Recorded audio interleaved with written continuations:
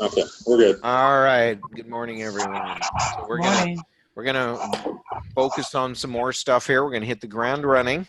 Okay. So first of all, I always like to pull everything back to the big picture. Remember at the very beginning of this whole part one session, we talked about we gave you a picture of what the 1040 looked like, the new 1040 for 2018, and then we went through the 1040 calculations. So everyone, let's work together on this. What does it take? Okay, think about the 1040 calculations. What minus what gives you AGI? And just speak up. Income less adjustments. Okay, income minus adjustments gives you AGI. Then what AGI minus what gives you taxable income? Deductions. Okay, income minus deductions gives you taxable income. So can someone else now tell me what is taxable income? Just tell me what that means. What are we talking about when we say taxable income?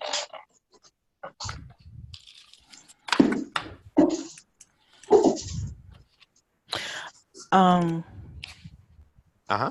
Let's see. I'm not looking for Well, a not a textbook technical. definition. Okay. No. Well, any amount of money or income that's brought into your household within the year that you're filing. I don't know how else to. Are you looking for like suggestions? Like No, it's okay. That's okay. What I'm talking, you basically have it right. What taxable income is after you've taken the adjustments, you've subtracted out the adjustments and gotten your AGI, then you subtract out your deductions. You're left with taxable income. Taxable income is the amount of income, just like you said, during the year on which the IRS is going to base its tax. So, are adjustments a good thing for you to get to a lower AGI? You bet, because it leaves you with less taxable income. Are deductions a good thing for you? Absolutely. Absolutely. Yeah. So, taxable income. Now, can anybody describe to me basically, in fact, Garrett, can you speak up? Do you have your mic going?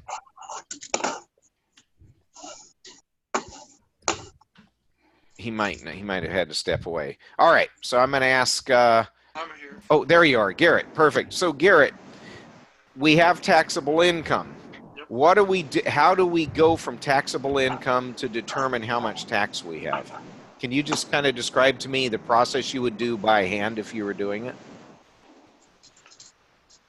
So you take your taxable income and your number of, since we don't have exemptions, but the number of people you're claiming in your family, I guess. We don't have exemptions anymore. Called exemptions. Right.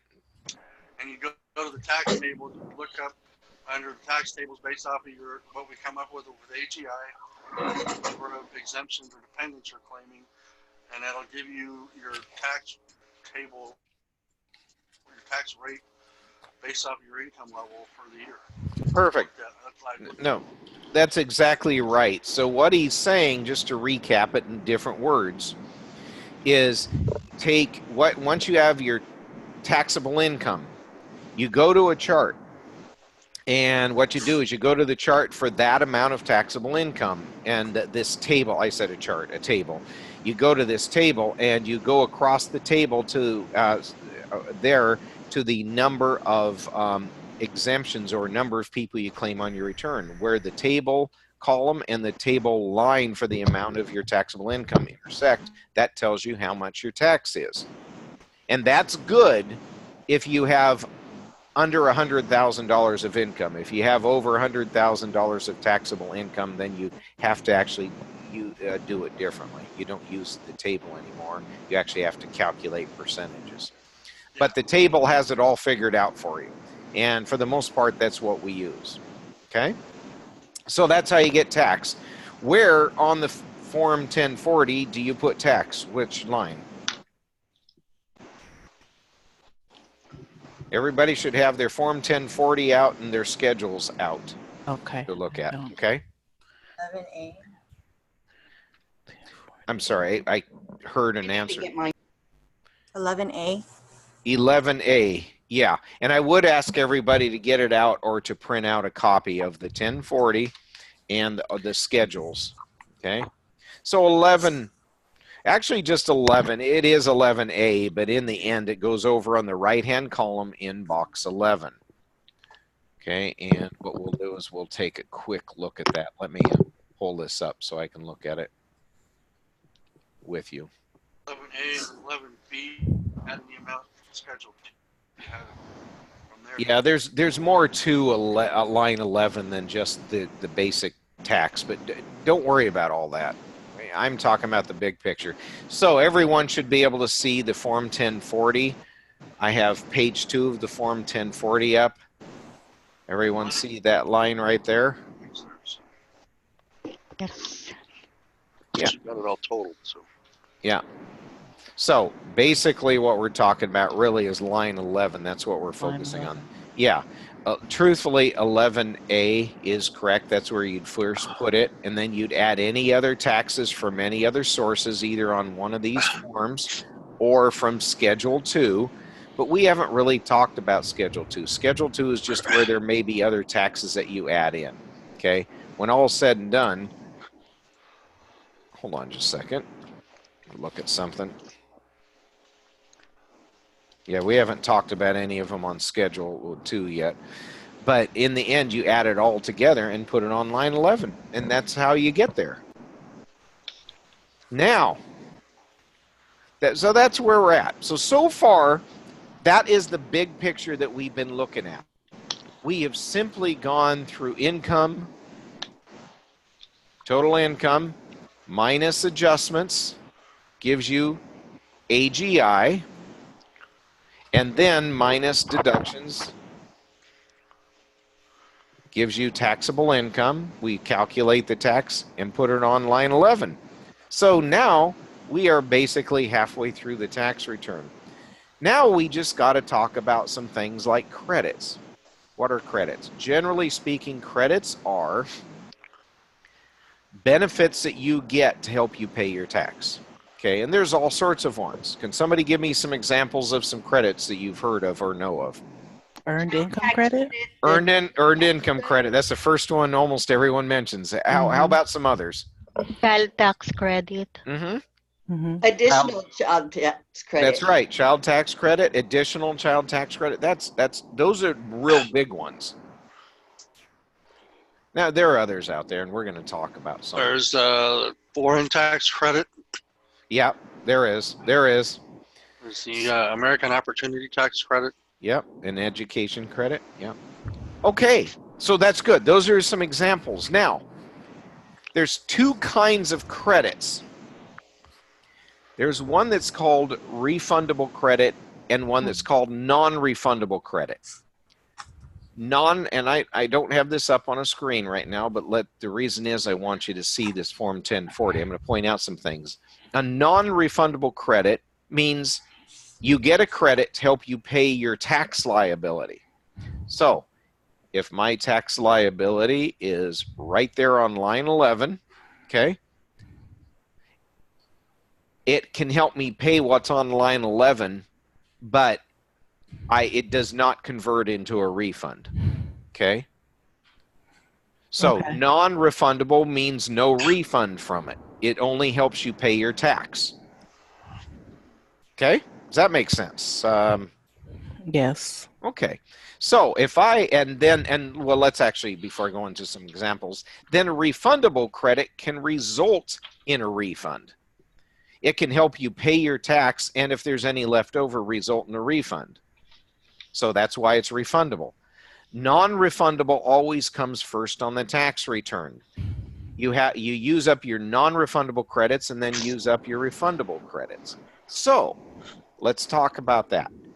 Non-refundable credits. If I have a tax liability on line 11 of $1,000 and I have $500 of a non-refundable credit, how much credit can I take? $500. That's exactly right. You get to take it. That's going to leave you with tax liability of how much? $500. 500. Exactly. Okay. If I have, let's go back to line 11. Let's say I have a tax liability of $1,000 and I have a refundable credit of, excuse me, I said that wrong. A non-refundable credit of $1,200. How much can I take? $1,000. 1,000. Only 1,000, because you can only take what is up to and pays off your tax liability. Can you repeat that one? That example Absolutely. one more time. Absolutely. If I have $1,000 tax liability on line 11, and then I have a non-refundable credit, say of $1,200. Got it. That additional $200 is non-refundable. That's right. So you only allowed the 1,000. That's exactly right. Exactly. And that's critical. Now, what if I have $1,000 of non-refundable credit? Excuse me, I said that wrong. $1,000 of tax liability.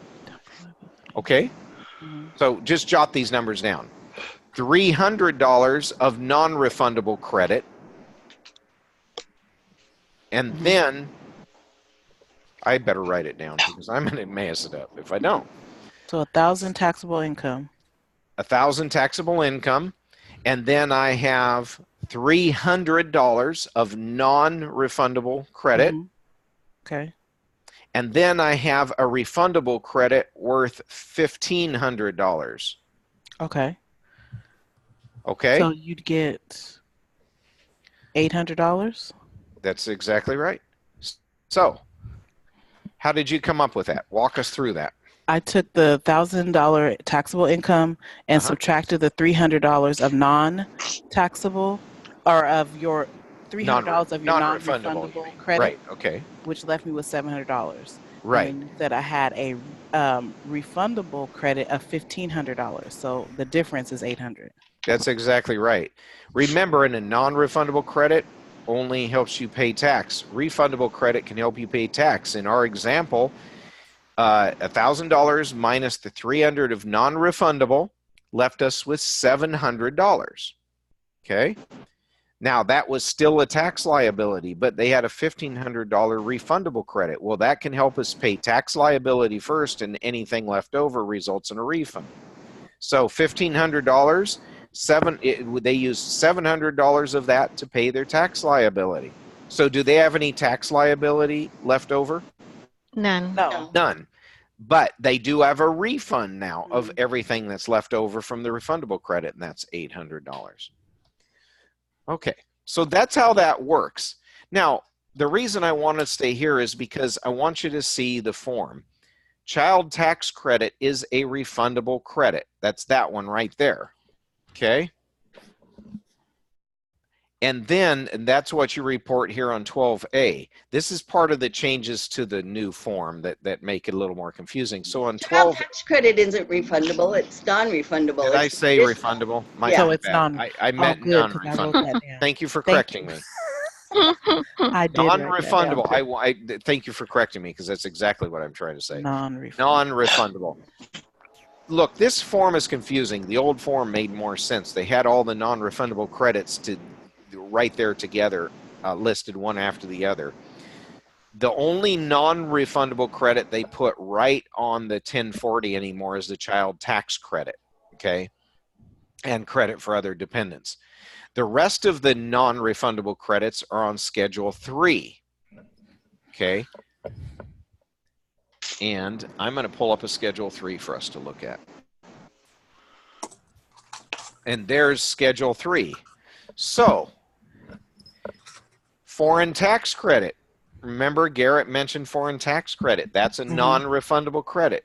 There's also the credit for child and dependent care expenses. That's on line 49. This is all Schedule 3 now, line 49. Education credits, line 50. Retirement savings contribution credit, line 51. Residential energy credit, line 53. There's some miscellaneous other credits you go ahead and put on 55.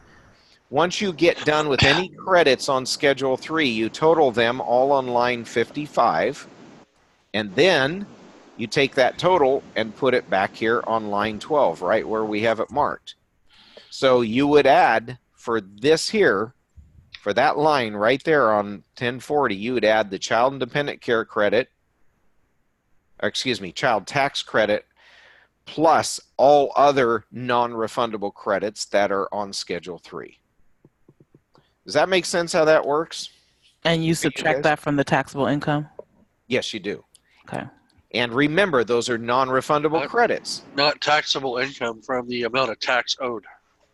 I'm sorry, guys. Yes, from the tax liability. Okay. My brain got around tax liability when you said that. I think you said taxable income. Yeah, I did. Line 11 is where the taxable income goes, correct? No, line 10 is where taxable income goes. And 11 is the actual tax liability. Okay. I think I wrote So it. remember, taxable income, you go to a table to determine the tax based on that income. You report it here. Okay. Then line 12, so there's your tax liability. Line 12 is your non-refundable credits. It's your line 11 minus non-refundable credits. Okay. So line 11 is your tax liability, the amount of tax you're responsible for the year based on your income.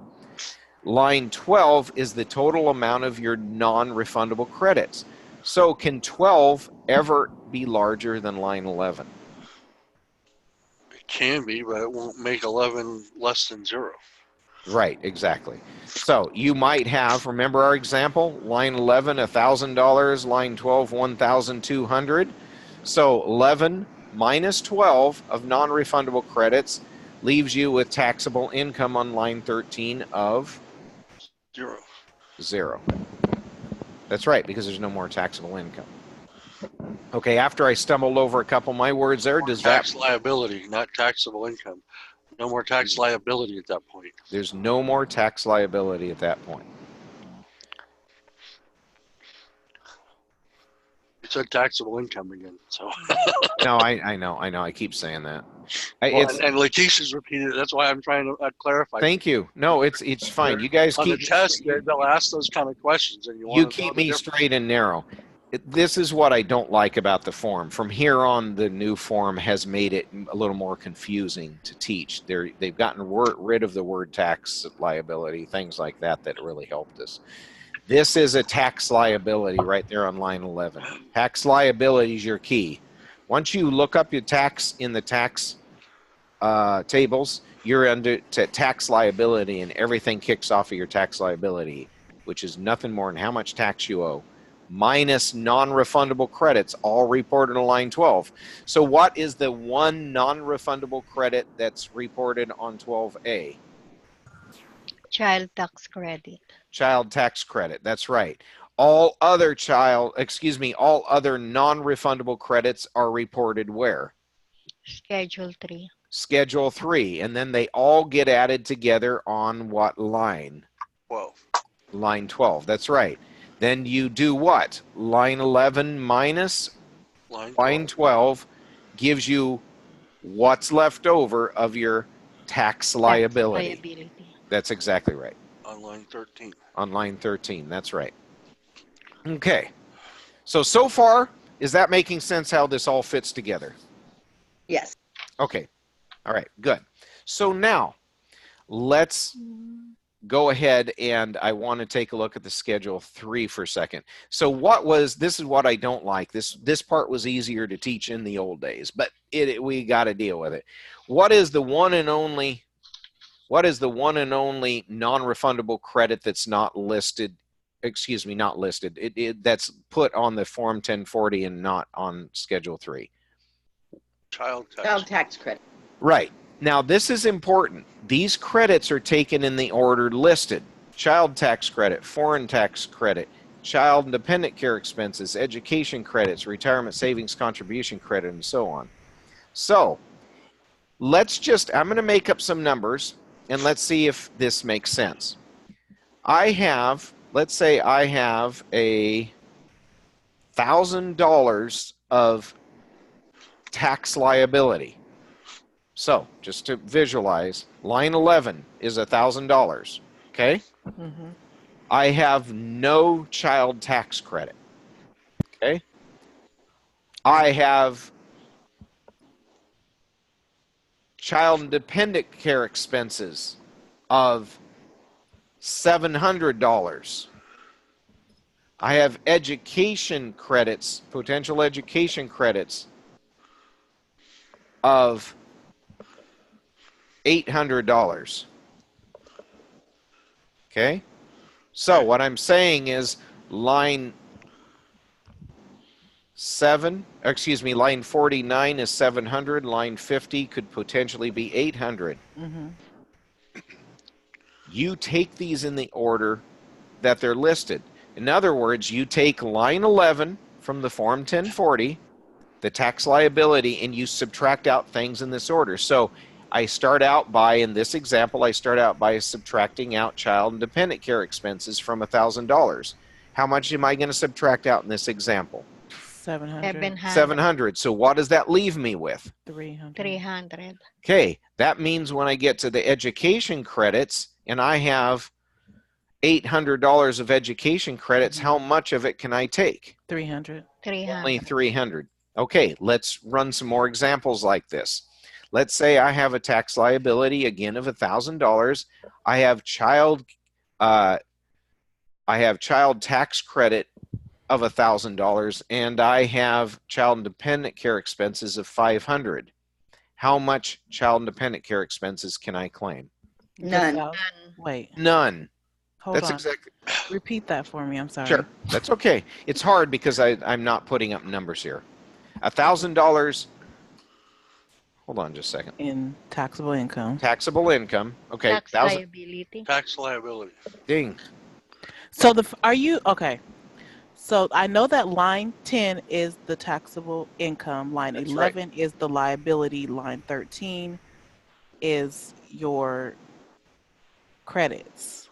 No. No? No. Line That 12. 10 and 11 you have Subtract. correct. 12 is non-refundable credits, total of non-refundable credits. And what do? Tax liability minus non-refundable credits. See? But the 1,000 is a non-refundable credit. The No, tax, the $1,000. Oh, I see what you're talking about. the credit. That's right. It is a child non-refundable credit. You're right. is non-refundable. So Child tax credit is non-refundable. So if in this example, I said you have child tax credit.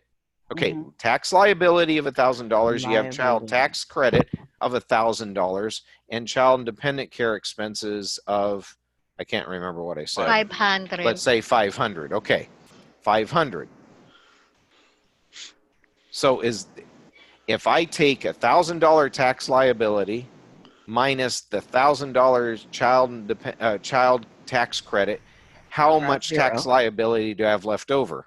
that's zero because they Zero. pretty much Right. So how balance much each of other that out. 500 child care expenses do I get to take? None of it because it's non-refundable. That's right. That's exactly right. Okay. Would you even do a Schedule 3 after that?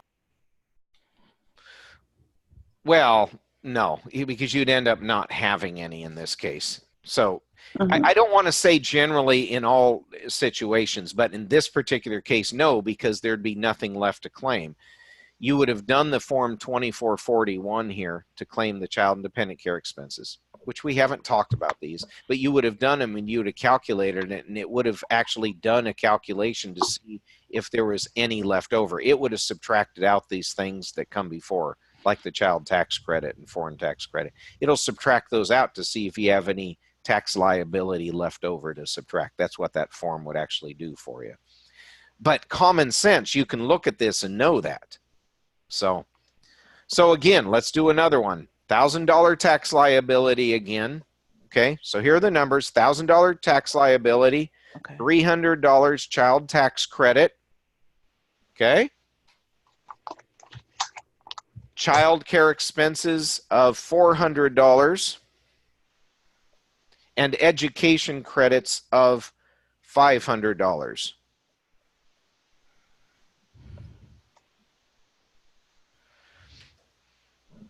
Okay, so how much, does everybody have those numbers written down, or do you want me to repeat those? Child tax credit $300, child care credit, $400, and education credit of $500. Okay? So Yes. we have $1,000 tax liability. So how much child tax credit are they going to get? They get all of it, some The of whole it, or none of it? 300. All 300. Mm-hmm. How much child care credit are they going to get? All of it. The 400. That's right. How much education credits are they going to get? 200. 300. 300. The balance I thought would be okay. 1,300. Get It's okay. Just let her run the numbers for a second. I get what you're doing. Okay, 1,000 minus the 300. We have a balance of 700. Right. Liability. Uh-huh.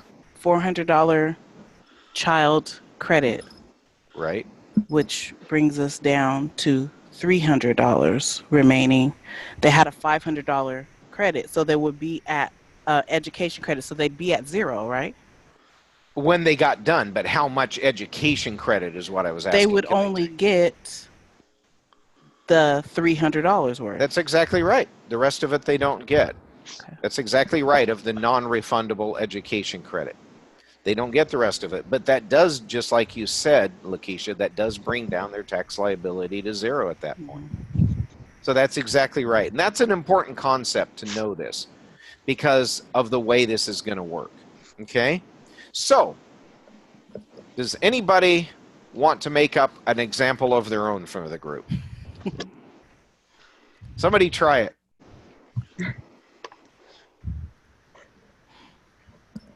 Doesn't have to be real complicated. Just Okay, let's go with $1,600 in taxable liability or tax liability for the year. okay. No child tax credit. Okay. There's no foreign tax credit. There's $300 in child and dependent care expense credit. What is that? There's say $5,000 in retirement savings contribution credit. 5,000. Yeah. That's fine. That's fine. That would be nice. And there's a residential energy credit of $300. Where does that put them? What of those credits do they get? And what's their liability? Okay. There it is. Now, so I'm going to repeat those. I was writing them down for you. Yeah. So, care expenses. There we go. So tax liability of $1,600. Child, and I'm taking them in the order. Child care credit of $300. Savers credit, in other words, a retirement savings contribution credit of $5,000, and residential energy credit of $300. All right. So I want one person to walk us through this. Tina, you feel confident to give it a shot? All right. Give it a shot. Yeah, just walk us through line by line. Okay, so the 1,600 would then you would take the so That's the tax 140. liability. right 911A, and then you would take how do they 948 subtract that would be 1,300 owed Okay, just so I can follow you. So you've got the tax liability minus the child care expenses. Is that what you're talking about? yeah. Okay, and that leaves you with 1,300, just like you said. Okay. Okay, and then you would subtract the 5,000, which is your yeah. Right. So how much? Retirement. So how much do you get of the savers credit? The savers credit. That's the retirement savings contribution credit. That's just a short. I'm not sure. Well, yeah, you answered. You just gave us the answer. Right. Tax liability 1,600 minus the child and dependent care expenses of 300 leaves you with how much? 1,300. And remember, we can keep taking these non-refundable credits till we use them up, till we use up the tax liability. So how much is left for the retirement savings credit?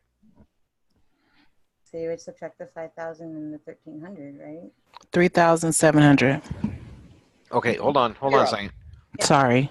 No, it's okay. No, it's okay. Give me just a second. I'm trying to remember how to mark something on a page. Mhm.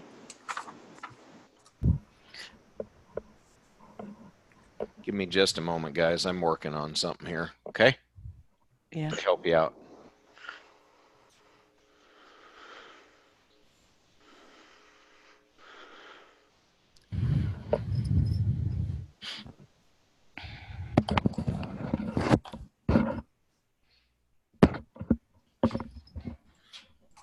Okay, so I'm writing on the screen here. Can you see that? Yeah. That's your tax liability. Okay, so Tina, look on the screen for a second. This will help. Sure. So remember, we can only take non-refundable credits in the order they're listed on the return. I mean, we in other words, we subtract what's first on there till we end up with either zero tax liability or leftover tax liability. So in this example, what's the first credit that non-refundable credit that we run into in that example? The child and dependent care credit. That's exactly right. So we subtract how much? 300, right? And I'm going to just call it care credit, okay? I'm just going to call it that for short. Make sense so far? $1,600 in liability, not 1,000. My bad. Thank you. 1,600. 1,600. I think that's what's throwing you off. So 1,600, right? Yep. Okay. So that leaves us with how much left over, Tina? 1,300. 1,300. That's exactly right. Now, that's how much we have to work with for all the rest of the non-refundable credits. So, on Schedule 3, look at Schedule 3 there. It's right there in front of you. On Schedule 3, what is the next possible credit that a person could take after the child and dependent care credit? The next credit that they can take is the retirement credit that they have on. No. Look on this. Look on the form. Look on the form. What's the next? The educational credit. Education, right? But do we, in this example, do we have any educational credits? No. No. So we're going to skip over that. What's the next one that they could possibly take? The retirement savings contributions credit. Do we have some of that? Yes. Okay. How much did this example, did this person put in that they could possibly take? 5,000. 5,000. But how much do we have left for them to use? 1,300. So what's the maximum that they could take? 1,300. There you go. That's right. Yeah, that's all. That's what we're doing. That's it. Okay. 1,300. And that's what, by the way, don't be confused by that. This retirement savings contribution credit, for short, it's often called savers credit. Okay. That's all. It's just a term that's used. So what's left over of tax liability? 0. Nothing. 0 tax liability left over. That's exactly how it works. So now that we have 0 tax liability after the savers credit, line 51, what's the next possible credit that we could take going down the list? It's reserved. Well, yeah, skip over the reserved one. Oops, sorry about that. Skip over the reserved one. Credit. I think I heard residential. Is that what you said? Residential energy? The residential energy, which... Yeah, the residential energy credit is the next possible one. In this example, did we have a residential energy credit? Yes. And we said it was $300. How much of that $300 can this person take? 0. 0. 0. Do you see why? Yes. Yeah. Yes. Tax You know, liability. did that make sense? Why? Yeah, because there's nothing left to. Because there's nothing left. Look, in real life, a computer's going to have a lot of this. But when you're trying to pass an exam, do it this way. Just start with the top, 1,600 tax liability, and then literally just go down the list, minus whatever comes next on the list. Keep subtracting it, and then come up with your total again. I keep doing that. Come up with your total again. After you get the total, then do the next one and keep doing it till you run out of credits. Once you run out, everything after that that's non-refundable means you're not going to get any of it. Since we're here, though, I'm going to change this a little. Yeah. Once you're at that point that you have, you're at a zero tax liability. Yeah. If there is some leftover tax credit, does that roll into the next year, or this is just for the year that you're No, filing? no. Generally speaking, it's a use it or lose it situation. Okay. Use it or lose it. Thank you. Yeah. So That's why these ones are non-refundable, because you can't carry them forward at all. So right. So refundable ones can carry over to the next tax year? No. Refundable results in a refund. You could why would you? Because Yeah. You wouldn't be carrying it over. There are situations, Got it. right? There are situations where you can't take things and you can carry it to another year, but that's not non-refundable credits. Credits or non-refundable credits are use it or lose it. Let's do another example. James, Yes. question, clarification. Okay. Schedule 3. So, in Garrett example, like the savers credit, it's 5,000. Will you put the 5,000 and education credits 300 there? Or you should not put it anymore, the 300 energy credit and I'm not understanding. Once you've used Right on the up, form. there were no education credits in this example that you mentioned. energy Credits. No, you just don't get it.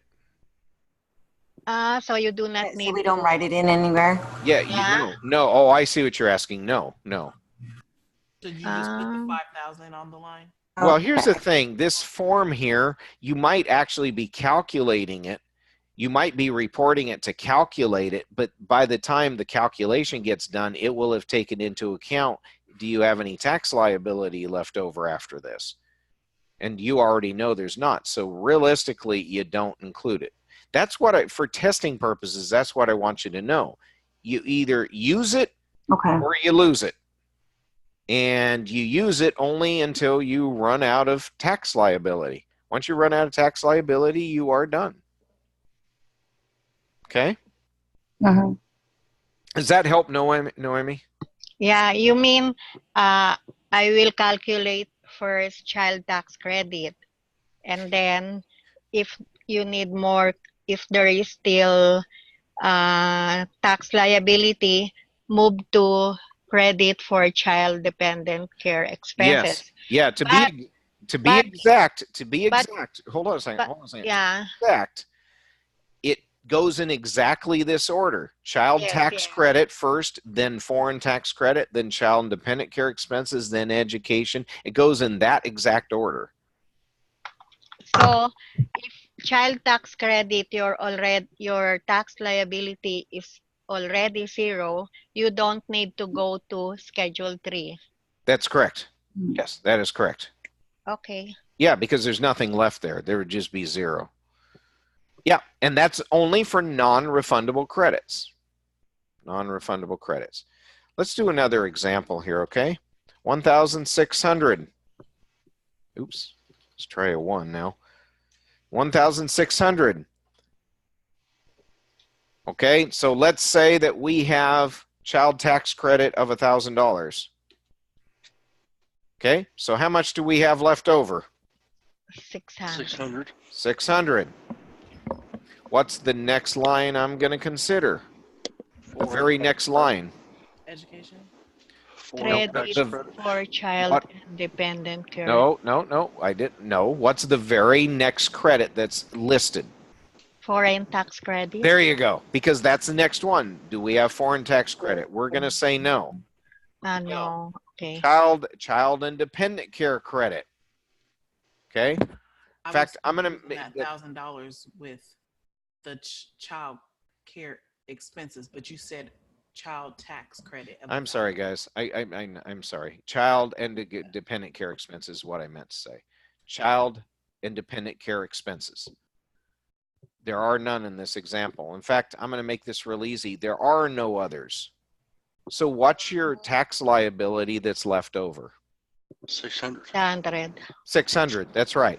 Now, if I have some refundable credits, notice I said refundable credits, can I use refundable credits to help pay that $600? Yes. Yes, absolutely. Yes. Okay. You guys got it. You guys got it. All right. So give me just a second. I'm trying to clear everything. There we go. That's what I needed to do. Okay. All right. So let's move on. Now that we've talked about that, I just wanted to make sure you understood what's going on with this. Okay. And this is an important concept for everything else we're teaching on credits, and that's why I'm spending extra time with it. Okay? So does anybody want to ask questions about how this fits in and how it works, as far as how the non-refundable credit section works? I just want to make sure it's a clear concept because it's an important concept. You will likely get some testing on this. If you ever get confused, two major things to remember. Non-refundable credits can result in a refund or not result in a refund. Not resulting. Not result in a refund. That's right. So it can only help you pay your tax liability. Yes. Non-refundable credits. There are several of them. You have to take them one at a time in the order they're listed. And keep doing the math. Keep subtracting out. And then whatever's if there's nothing left over, then none of the other non-refundable credits count.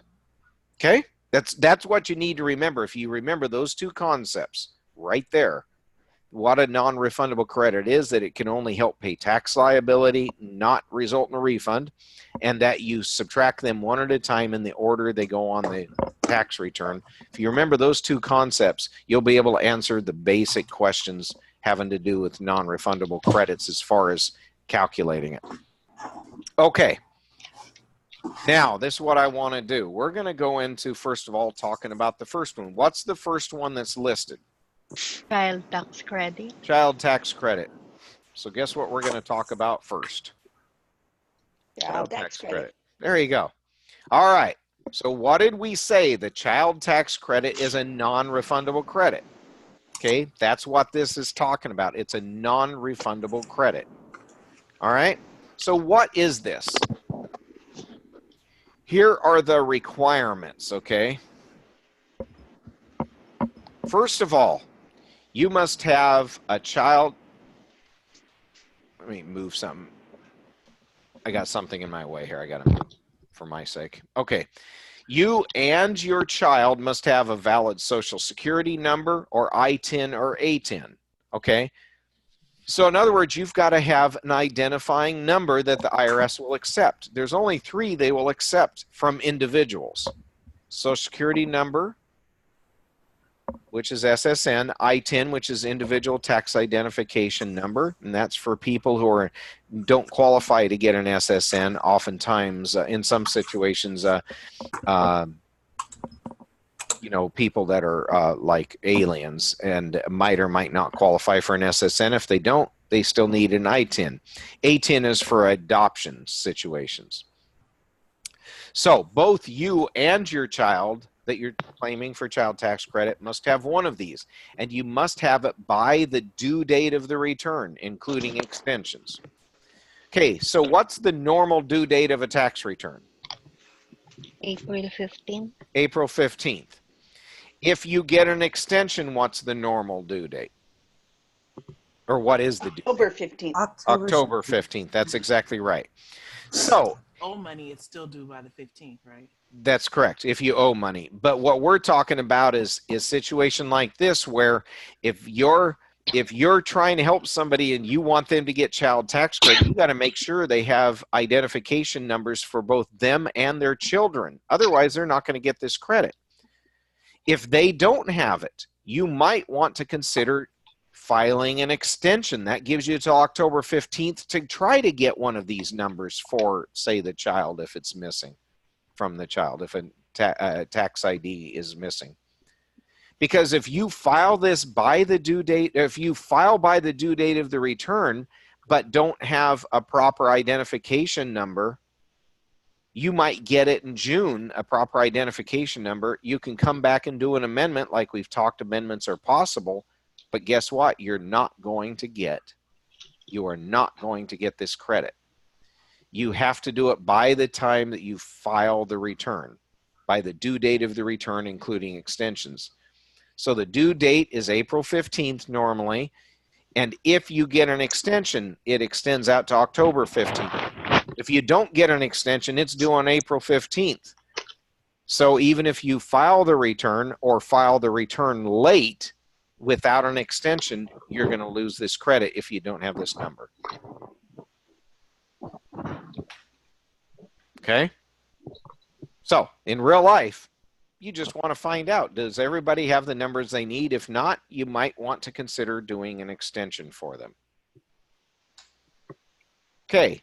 Second thing is it's got to be your child under age 17. So it has to be somebody under age 17. In the year that they turn age 17, they are disqualified. So if they turned age 17 in 2018, in the year 2018, they are disqualified for all of 2018. Okay? It's got to be somebody who's your qualifying child by definition. Now, I keep coming back to it, and we even spent some time a session or two ago on, we had to recap again what is a qualifying child, what is a qualifying relative by definition. Okay, so qualifying child by definition is what? Remember our memory aid? What is our memory aid for qualifying child? The one that I taught you. Think Dogs, dog. Creeks, or is it RARS? RARS. Think cat. RARS. R-A-R-S. What does the R stand for in qualifying child tests? The first R. Related.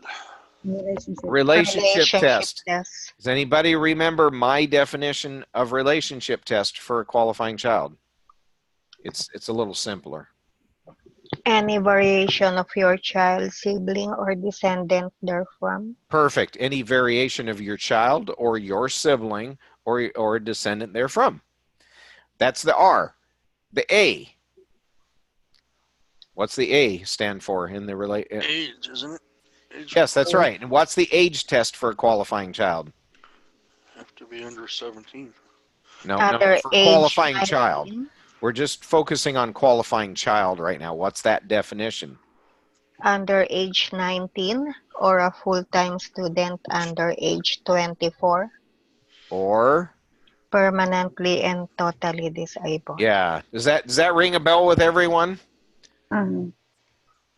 Remember, we're talking about what a qualifying. I'm going back to the definition when you're trying to determine if somebody can be a dependent on your return. They have to, for the child tax credit, they have to qualify as a qualifying child. So that's why we're just going into those tests real fast. RARS for qualifying child. RARS, the first R is relationship test. Any variation of your child, your sibling, or descendant therefrom. A is for age test. Under age 19, this is a qualifying child test. Under age 19 or a full-time student under 24 or permanently and totally disabled. Can you possibly, well, let's go through, finish the test. RA, A, and now that second R is what? Residency. Which means what? Must have lived with you for more than half of the tax year. That's exactly right. Must have lived with you. And then the S in RARS, R-A-R-S, S stands for? Support test. Support test, which means the child did not provide more than half of his or her own support. Now, you can have a qualifying child. Could you have a qualifying child on your tax return that you're claiming, but they do not qualify as for the child tax credit? Can you have a situation like that? Mhm. Yes. Yes. Okay. Okay. I thought I heard somebody say something else, but Yes. it's hard to hear Yeah, sometimes. or Right. 17. Because exactly. Because you can have a qualifying child that's maybe a full-time student under 20, that's 20 years old, but they're not under 17. That's Right. exactly right. So that's what's important. So it must have a valid identification number by the due date of the return, must be a child under age 17, must be your qualifying child by definition. Now remember, under the special rules for divorced or separated parents, a non-custodial parent might claim your child. Remember that? Divorced separated parents, the custodial parent might have the child living with them, but gives or is required to give permission to the non-custodial parent to claim the child. In that situation, for child tax credit, only the non-custodial parent gets to take this credit. Okay? So, whoever gets to take the dependency gets to take the child tax credit. Another way to look at it is child tax credit follows the dependent. And that's the way I remember it. Child tax credit follows the dependent. Whoever is claiming the child gets to claim child tax credit. Okay? Then there's also another requirement. You actually claim your child on your tax return. Well, again, that's actually claiming your child on your tax return. That's the child tax credit follows the child. That's why. Whoever claims the child on their return gets the tax credit. So what are the 4 basic requirements? You've got to have what? Social Security. SSN or I-10 or A-10 By when? by the Filing date. file return, Due date. including sanctions. Yeah, by the due date. Yeah, that's right. Your child has to be under what age? 17. 17. And it has to be a qualifying child, by definition, that you actually claim on your return. Yes. There's the basic requirements for child tax credit. Okay? And then there... For the support test? I could barely hear you. Could you speak up just a little bit more? It's because my headset is on my head. I've done that. I missed the support tests. I got the relationship test, age test, residency test. Support tests had to do with how much you spend. No. It did the question for the support test is, did the child provide more than half of his own support? Okay. If they did, they're disqualified. That's the test. Got it. And there are some handouts on this. If you missed that session, what I'd highly encourage you to do is I can get you the handout and then go back and watch the session where we covered that. Okay. Okay. That'll help you. Thank you. Yeah. And then there are AGI phase out limits. What's AGI stand for? Adjusted gross income. Right. And there are phase out limits that apply. So there's a point where, remember again, we've talked about phase outs before. There's a point where your AGI hits a certain amount and they start decreasing the amount of the credit or the benefit. And then eventually you hit a point where it phases out completely and you get no credit or benefit. Okay? Now, note. Oh, I just said this. This credit follows the child. Whoever actually claims the child on the return gets this credit. That's an important concept. You'll probably get a question having to do with that. So if mom and dad are divorced parents, Julie lives with mom all year long, but this is the year that dad gets to claim Julie. Okay? So mom signed the documents to let dad claim Julie. Dad's claiming Julie. Does dad get to claim her as a dependent on his return, first of all? Yes. Does dad get to claim child tax credit for her? Yes. Does mom get to claim child tax credit for her? No. Credit follows the child. That's the one that helps me the best remember. Okay. I think we got that. The maximum credit you can take is $2,000 per child. That's brand new in 2018. It used to be $1,000 per child before 2018. So if you in real life, if you're doing a 2017 or earlier return, it used to be $1,000 per child. It is now $2,000 per child starting in 2018. That's the maximum.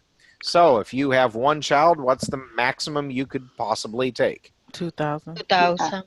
If you have 3 children, 2,000. no, if you have 3 children on, I mean, that you're claiming on your return, what's the maximum you could possibly take? 6,000. 6,000. Oh, you can 6,000. get per child. Per child. Is there right. a maximum of children? No. I actually know someone, and some of you guys do too, who has, this guy has, I forget if it's 9 or 10 children now. I think he's got 9 and 10 is on the way. Now, some of them are actually, I'm not kidding. So he's got somewhere around 7 or 8 children that are under age 17. He gets, let's say it's 7. He gets 7 times $2,000. So how much is he getting? 14,000. $14,000 Wow. child tax credit. Income. And I'm not kidding. Some of you you know him. He was the district manager a year ago. He's got someone on the way. Yeah, Lloyd. Oh, wow. So, Okay. okay, No. so Cap. that's it for child tax credit alone. Any questions, comments, clarifications you want on that? That's the gist of it right there. Now, that's loaded with material. You should actually kind of memorize this. And by the way, guys, I'm going to push out a sheet to you in a little bit that has all this info on it, okay? Just wrote it all down.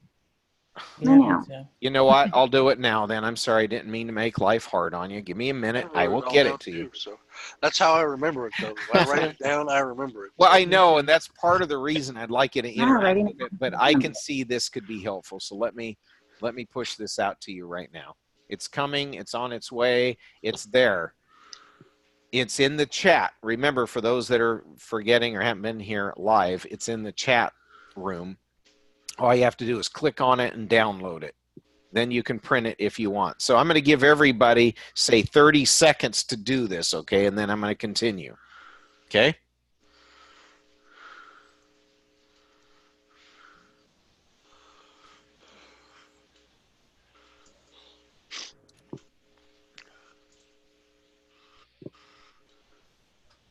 I wonder if I can email this to myself since I'm not at home. Let's see. Open file. Well, Hmm. I don't know about that. You can Look, always I get can. on the website and download this stuff later from the Jackson Credit Hewitt page. website. They got Oh, yeah, you know what? If you save it on your desktop, you can email it to yourself after the session or on a break. How's that work? I can also get you a copy if you want me to. That's not a problem. I have no problem with that. Thank you. Plus, all this stuff is eventually going to be put on the website, but we're trying to get the more important stuff on the website first. Okay? All right. So that's child tax credit. Child tax credit, refundable credit, or non-refundable credit? non-refundable. Non-refundable credit. Okay. If I have... Not listed on Schedule 3 also. I'm sorry, I didn't hear that last part. What's that?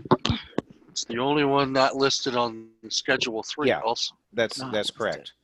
It's also the first one listed that you got to consider when doing non-refundable credits. Non-refundable credit means what? Goes against your tax liability, but you don't get anything. No refund. Nothing's That's right. over No, it. that's right. And then you have to take the child tax credit first if you have any before you take any of the other non-refundable credits.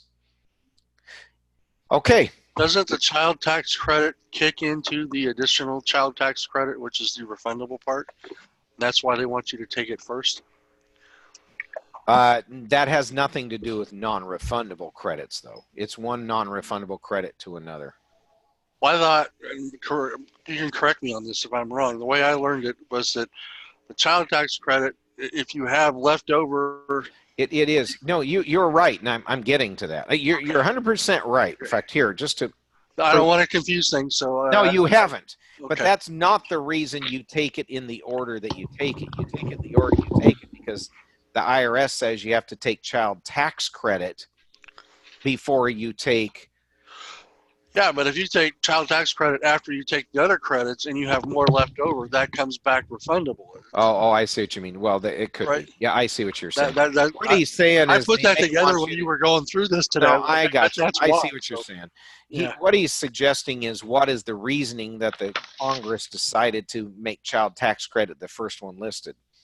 It's because they want you to take it as a non-refundable credit, the amount you can before you start using the rest of it as a refundable credit, which is what we're going to talk about next. So child tax credit and additional child tax credit. Notice child tax credit was refundable or non-refundable. Non-refundable. Non-refundable. Additional child tax credit is refundable, though. What does refundable mean? Get money back. You get money back. If you have anything left over after paying tax liability, what's left over, you get back as a refund. Okay, so let's talk. It has requirements, but this makes it a little bit easier. It's the same requirements as for the child tax credit. So we already know what the requirements are for the child tax credit. We just got to add a couple of things in here. Okay, so plus the following. You must have unused child tax credit. That's what was being referred to just a moment ago by Garrett. If you have some left over, then you can use it as a refundable credit. So if you had, let's say you had, I'm trying to use a good example. Let's say you had $1,500 of tax liability. Okay, so $1,500 tax liability. And you got $2,000, you qualified with one child for $2,000 child tax credit. How much of that do you get to actually take of the child tax credit, the non-refundable part? $1,000. No. You said $1,000 in liability, right? $1,500. Oh, sorry. Okay. It's okay. $1,500 tax liability, child tax credit for one child. What's the maximum? $2,000. $2,000. So now in this example, if you have $1,500 tax liability and you have one child, what's the maximum that you're going to be able to take in that example? 1,500. 1,500. Why can you not take the full 2,000? Because it's non-refundable. It's non-refundable. You don't get to take it all. You only get to take the 1,500. So what's left over that you did not get to take? 500. There we go. You must have unused child tax credit. In that example, how much was left over? 500. 500. 500. This is the amount not used because there was not enough tax liability left. That's exactly why that's there. So the amount not used. So requirements for additional child tax credit, it's exactly the same child tax credit, plus you add in a couple of things. First, you add in that you must have unused child tax credit, the amount that you could not use. You must have earned at least $2,500 during the year. If you have under $2,500 earned income, you are not going to qualify for this credit, this additional child tax credit. You'll still get the non-refundable child tax credit, but the refundable additional child tax credit you won't qualify for. You've got to have at least $2,500. Now, if you've got somebody who's in combat, a non-taxable combat situation, you do include that in here.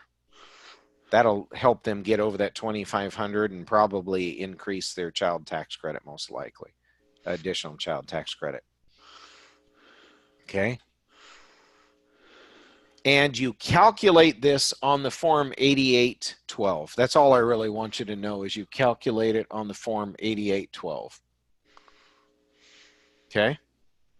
So what are the requirements? Same as child tax credit, but must have unused child tax credit left over from doing the regular child tax credit non-refundable part, and you must have earned at least $2,500, including your combat pay. And you calculate that on a Form 8812.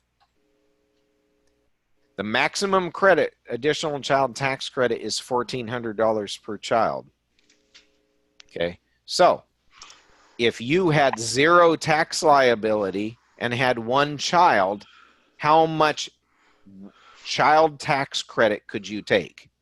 Non-refundable child tax credit could you take? $2,000 per child. I can't remember what you were saying there at the beginning. I didn't hear it all. Okay, all right, so let's start again.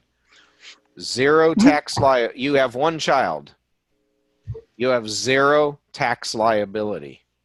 How much child tax credit, non-refundable, can you take? Zero. Zero. Zero because So, it's non-refundable. That's right. So how much was unused child tax credit? 2,000. 2,000.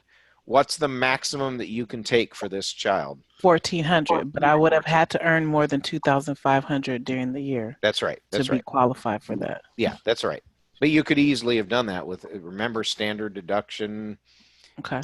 You could have easily made like $10,000, $12,000 easy, and wiped out your taxable income, therefore had no tax liability. Remember, income minus adjustments gives you AGI. AGI minus deductions gives you taxable income, which you use to look up your tax liability.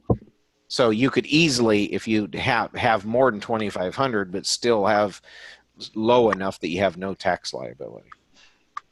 Can I tell a story about the additional tax credit that just happened to me a few days ago? Absolutely. Go for it. Love to hear it. My sister-in-law, I was looking at her tax return, and I noticed that on it, it had the child tax credit, and I knew something was wrong with that. So I did the worksheets and everything and found out she couldn't take the child tax credit. But then I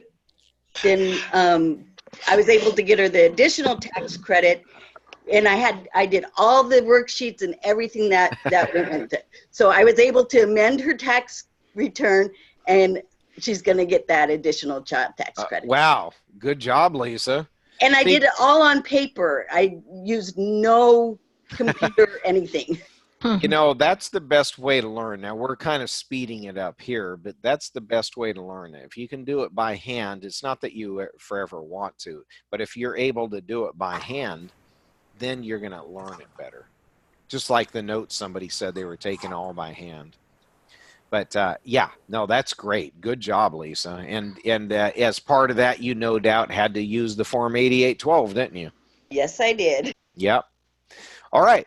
So that's child tax credit and additional child tax credit. Somebody tell me, do they find that complicated? Not really. Not really. No, I think it's pretty straightforward. So there's one other thing that's brand new that I want to talk about. It's called credit for other dependents. We're going back to the non-refundable credit. Okay. This is really, yes. This is new for 2018. You Yes, must it have is. earned at least 2.5 during the year for additional child tax credit.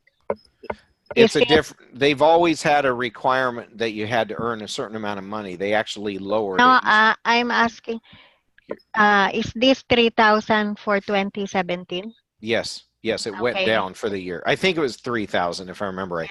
It went down That's for the. what I know. Yeah. Yeah, they actually. She's talking about this here as one of the requirements for additional child tax credit. You must earn at least 2,500. They actually lowered it in 2018. That's part of how they were trying to help people. Okay. Okay. So moving on to brand new for 2018. This is a brand new credit. It's a brand new non-refundable credit. It's called credit for other dependents. Let me tell you, let me just direct you to exactly where this would be reported so you can find it.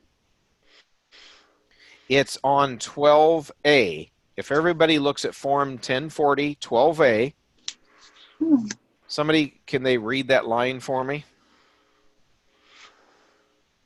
12A, child tax credit for other dependents. Right, child tax credit or credit for other dependents. That's a brand new credit this year. It is non-refundable, just like the child tax credit is. Okay, so let's talk about this. Here are the requirements for this brand new credit, and they're pretty simple and straightforward. First of all, the requirements are the same as for the child tax credit. Oh my gosh, that's nice when that happens, isn't it? Mm-hmm. So it's the same as for the child tax credit, but this new credit allows the following persons to qualify, even if they don't qualify underneath the child tax credit rules. So the same as for a child tax credit, but still allows these persons to qualify. First of all, children age 17 or older. Remember, child tax credit, you got a maximum of how much per child that was under age 17. 2,000. 1,000 per That's child. right. That's right. But for here, you can get a credit. It's not going to be as much. We'll talk about it in a moment. It's not going to be as much, but you get a credit for any child that is age 17 or older. And also for any qualifying relatives. Now, qualifying relatives are qualifying relatives by definition. If you go back into it, I don't want to take the time to, but remember my way of teaching you who's a dependent, who's not. You went through the general dependency tests. Dogs Jump Creeks was our memory aid. Yes. Then if all the requirements are met there, then you went into the qualifying child tests first. And we just talked about that a little bit ago. The RARS, R-A-R-S is the memory aid. Then you go, if don't qualify as a qualifying child, you can see if they qualify as a qualifying relative. What's the memory aid for that? Does anyone remember? Quick response gets the shoe. The quick response gets the shrew. There you're thinking about a dog trying to catch a shrew running around the field. Quick response gets the shrew. I'm not going to go through those, but if you qualify, you could potentially have a qualifying relative. So this credit for other dependents says it's the same requirements as the child tax credit, but it still allows somebody who's a child, your child who's age 17 and older to qualify. And you might have relatives that you're supporting, and if you have a qualifying relative, you can claim them on the return, on your return, and you can claim them this credit for them. Okay? Now, you must actually claim the person on your tax return to take this. Okay? So that's the second requirement. First one is same as child tax credit, but allows children 17 or older and qualifying relatives to possibly be put on there for this credit. And you must actually claim the person on your tax return. They can't just be living with you. The maximum credit is $500 per dependent. So if you have 2 other dependents, how much is your credit going to be? 1,000. If you have 3 other dependents, how much is your credit going to be? 1,500. That's right. Is it better to take child tax credit or credit for other dependents? Probably child tax credit. It's higher. That's right. Exactly right. This was an attempt in this new tax code about a year some months ago to actually try to get some money back into people's pockets. So there were a lot of people that are struggling. They have kids that are 17, 18, 19 years old in college. They can claim them on their return, but they weren't able to take child tax credit, that money. Well, they still can't, but they still get a little bit for it. $500 per dependent. And that's it for credit for other dependents. That's simple. Where do you report that on your return? 1040-12. Sorry, you're going to have to say that again. You faded out. 1040-12A. 1040-12A, right there with the child tax credit. All right. Due diligence. All paid tax preparers are required to exercise due diligence when preparing a tax return. And, well, what is due diligence before we talk about that? Due diligence means you're asking the questions you need to ask and using common sense when applying the rules.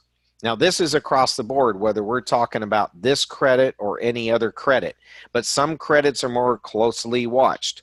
Among them, child tax credit, earned income credit, the education credit that's called American Opportunity Credit. We're going to touch on these over and over again, but due diligence is required. And every time you got to do this kind of due diligence, you must complete this form, the Form 8867, Paid Preparer's Due Diligence Checklist.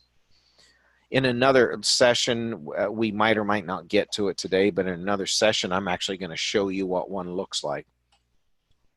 Okay, so let's do some practice tests. Knowledge checks. Jessica's daughter, Charity, 12 years old, lived with her for the entire year. Okay. Jessica provided over half of Charity's support. She is not claiming Charity as a dependent because Charity's father is claiming her under the special rule for divorced and separated parents. Which of the following is correct? A, B, C, or D?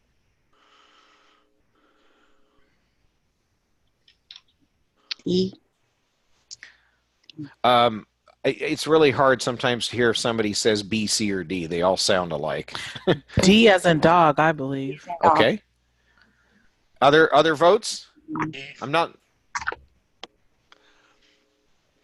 Again, you're going to have to give me letters. D is in dog. Okay. I have 2 votes for D as in dog. Does anybody vote for something different? You guys are right. I can't trick you. You guys are good. Charity is only her father's qualifying child for I'll the. take dog.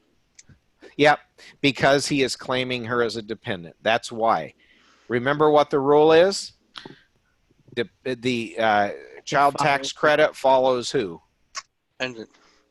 Child tax credit follows the dependent. That's exactly Whoever right. claims the dependent. So had they not had an agreement that he was going to file, he was going to use her Charity as a dependent, it could be C. Is that correct? Like, had they not already discussed No, it, it can't. okay. Because It they cannot- have- No. That's. I think you're reading a little too much into that one. Okay. Either of them can claim as saying, well, they can. Charity's father can take the dependency, but they can agree who will take this. No, they don't have a choice. Whoever gets to Charity. Look, mom and dad. I'm just confused what I'm trying to say. No, it's okay. It's okay. I'm glad you're asking the question. So, look, I'm going to say mom and dad just to take names out of this, and then Charity's the Dependent. daughter. Mom and dad can decide who will claim the child under the rules for divorced and separated parents. They can agree all day long. But once they agree who's going to claim the child on the return, they have no choice. Whoever claims the child gets the child tax credit. Right. She cannot agree to let dad take Charity on the return as a dependent, and then she gets the child tax credit. She doesn't get to do that. Sure. Does that clarify what Yeah. that was? That's what it was testing. It was trying to test if you knew that could be split. Yeah. Okay. Okay. So Okay. whoever claims a dependent, that's where the credit goes. That's right. That's right.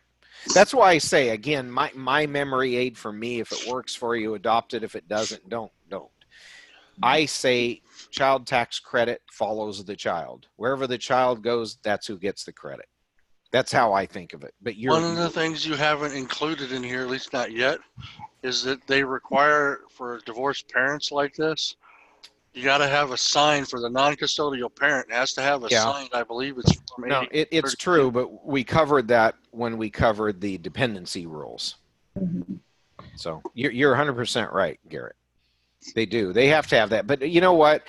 Here's one thing I do is I try to teach something and not I try to touch on it, but not necessarily reteach it each time. If I started adding in a whole bunch of details, it would make this really confusing. Okay. That's all. But you're 100% right. They do have to. Yeah. Non-custodial parent has to have a signed statement from the custodial parent.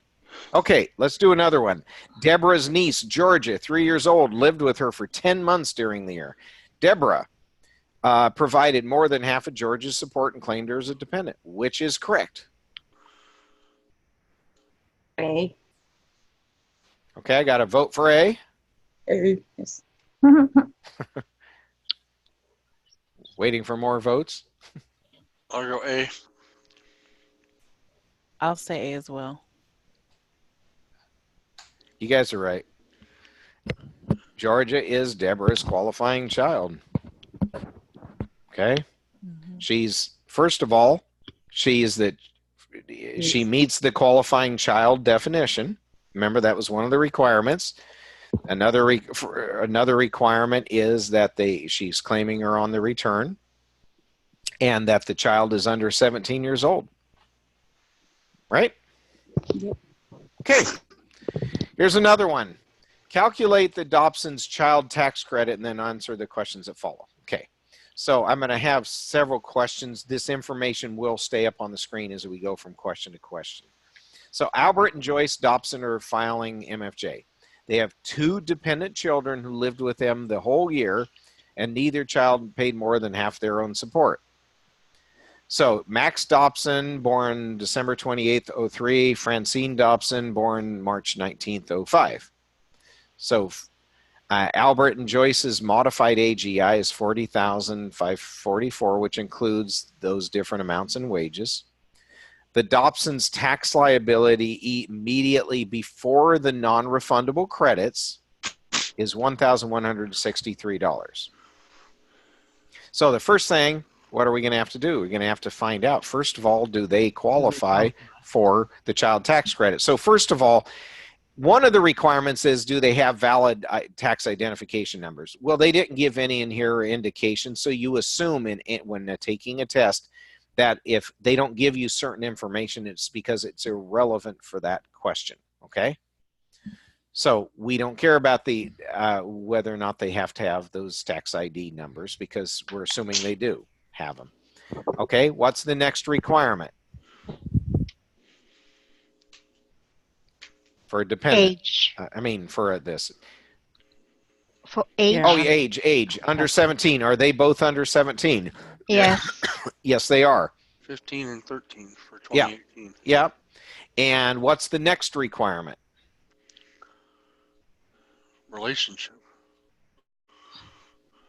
Oh, no. What's the next requirement for the child tax credit? The under 17. They're both under 17. What was the next one? We already did relationship. Not really. You're right. You guys. Under 17 is they a qualifying child. Okay. Do you have a qualifying child? That's what I was after. Yeah. Not just relationship, but Uh-huh. I got why you said that, but I want to keep clear we're talking about child tax credit, not the general rules for dependency. Child tax credit. Are Max and Francine, do they qualify as a qualifying child by definition? Yes. Yeah, Yes. absolutely they do. Yep. What's the next requirement? They actually claim their child on their tax return. Yes, and they're claiming it on the return, and we already know they are. Okay, so now with that in mind, which of the following is true? A. I got to vote for A. Huh? I've heard only one The vote. Who's child next? tax- Sorry, I read ahead while we were talking. So It's okay. It's all right. Okay. Want to Yeah. give everyone a chance. So Noemi, you sound which one do you think it is? A also. Okay. And Tina had to jump off because she was having trouble with her computer. She'll be back. Lisa, are you still with us here? Yeah, but I was on the phone, so I didn't hear what was going on. It's okay. We're just doing a knowledge check. So just take a quick look at that and give me your vote for the answer. A. Yeah, you guys are all right. That's because it's refundable or non-refundable credit. Non-refundable. Perfect. Exactly right. they have leftovers. So Right. So this is the same situation. I'm just adding a different question now. What is the amount of the Dobson's child tax credit then? 1,163. That's exactly right. Why is it that amount and not higher? that was their tax liability. Exactly right. It's the maximum they can take. If the Dobson's tax liability on line 11 had been $4,163, what would have been the amount of their child tax credit? 4,000. 4,000. Yeah, $4,000. There you go. That's exactly right. $4,000. Perfect. $2,000 for each child. Limited to tax liability. And in this situation that we're talking about, this is a different situation, what amount might be used as additional child tax credit? 163. That's exactly right. Good job. That's it. All right. Now, Jack Adams, he is single and he has 2 children who lived with him all year. His children are Julianne, born December 28th of 2000, and Jack Jr., born March 19th of 2005. His modified AGI is $40,544. His tax liability immediately before non-refundable credits is $5,500. What amount can he claim as child tax credit and credit for other dependents? $2,500. And how do you? Well, agree. okay, you agree with that? I do, yeah. You guys are exactly right. Tell me, Lisa, how did you get that? Well, because Julianne is 18, so you can't take the child tax credit. So you could take the credit for other dependents, and then you can take the $2,000 for Jack Jr. That's exactly right. Perfect. And guys, that's it for But child wouldn't we tax have credit. to know more information about the child that's the older child, like Well, to determine if they this is- qualify for that $500? look, in real life, yes, but this Okay. is a good chance. This is a really good chance for you to learn something about test taking. Remember I said there They may will be give rules you in there. more. What is another rule that's in here that we skipped right over to see if somebody qualifies for child tax credit or credit for other dependents? What's one of the basic rules? The identifiable number. That's right. The Social Security number, I-10 or A-10. Notice we're skipping over that too. Mm-hmm. But the information's not there.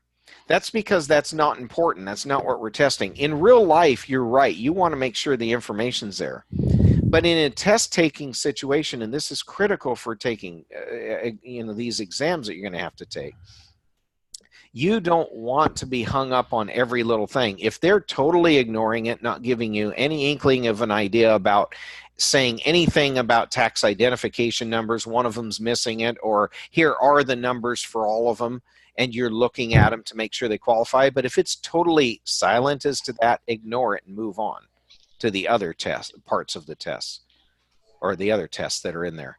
See what I mean? So yeah, there could be other things. I'm using that as an example, but there could be other things that you may want to actually know in real life.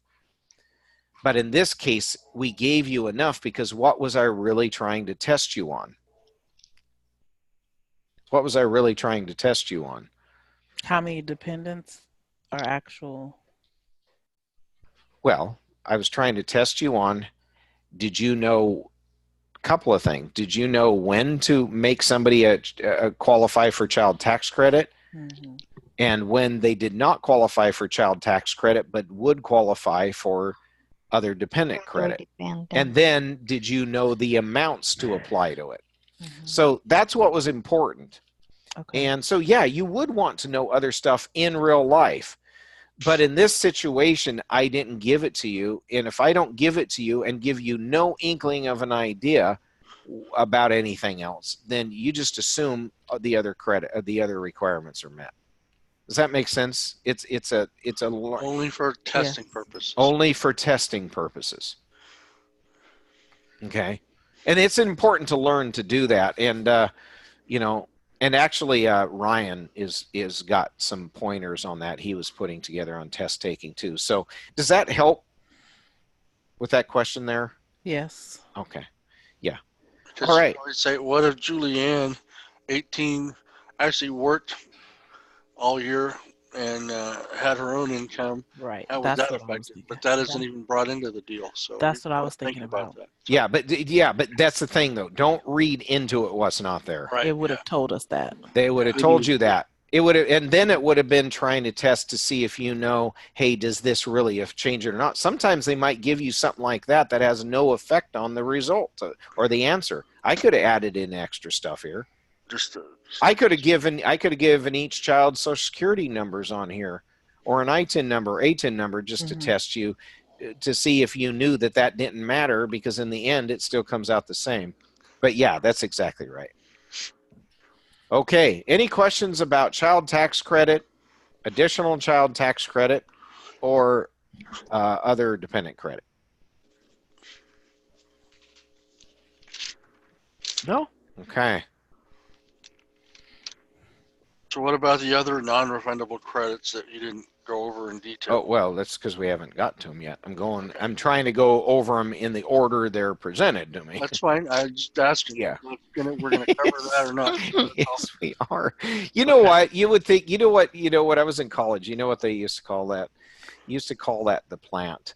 It always seemed that there was always somebody in the class that asked exactly the right question that led the teacher to the next topic. And that's good. You're my plant. You're the person asking the question that leads me to my next topic. So you're 100% right. Well, I've had teachers in the past who have decided to skip over stuff like that sometimes and just say, well, you can cover that on your own. We don't have time today. Well, and I'll let you know if I do that. Yeah.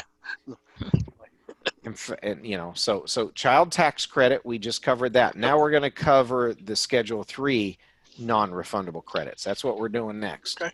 Cool. So, foreign tax credit. Now I'm going to prove to you I'm right. I'm not going to be covering this, other than generically as we've touched on it, and touch on it other places, but I'm not going to be really covering this at all. Okay. Just know there are situations where you might get credit for taxes paid to a foreign government. That's all that is.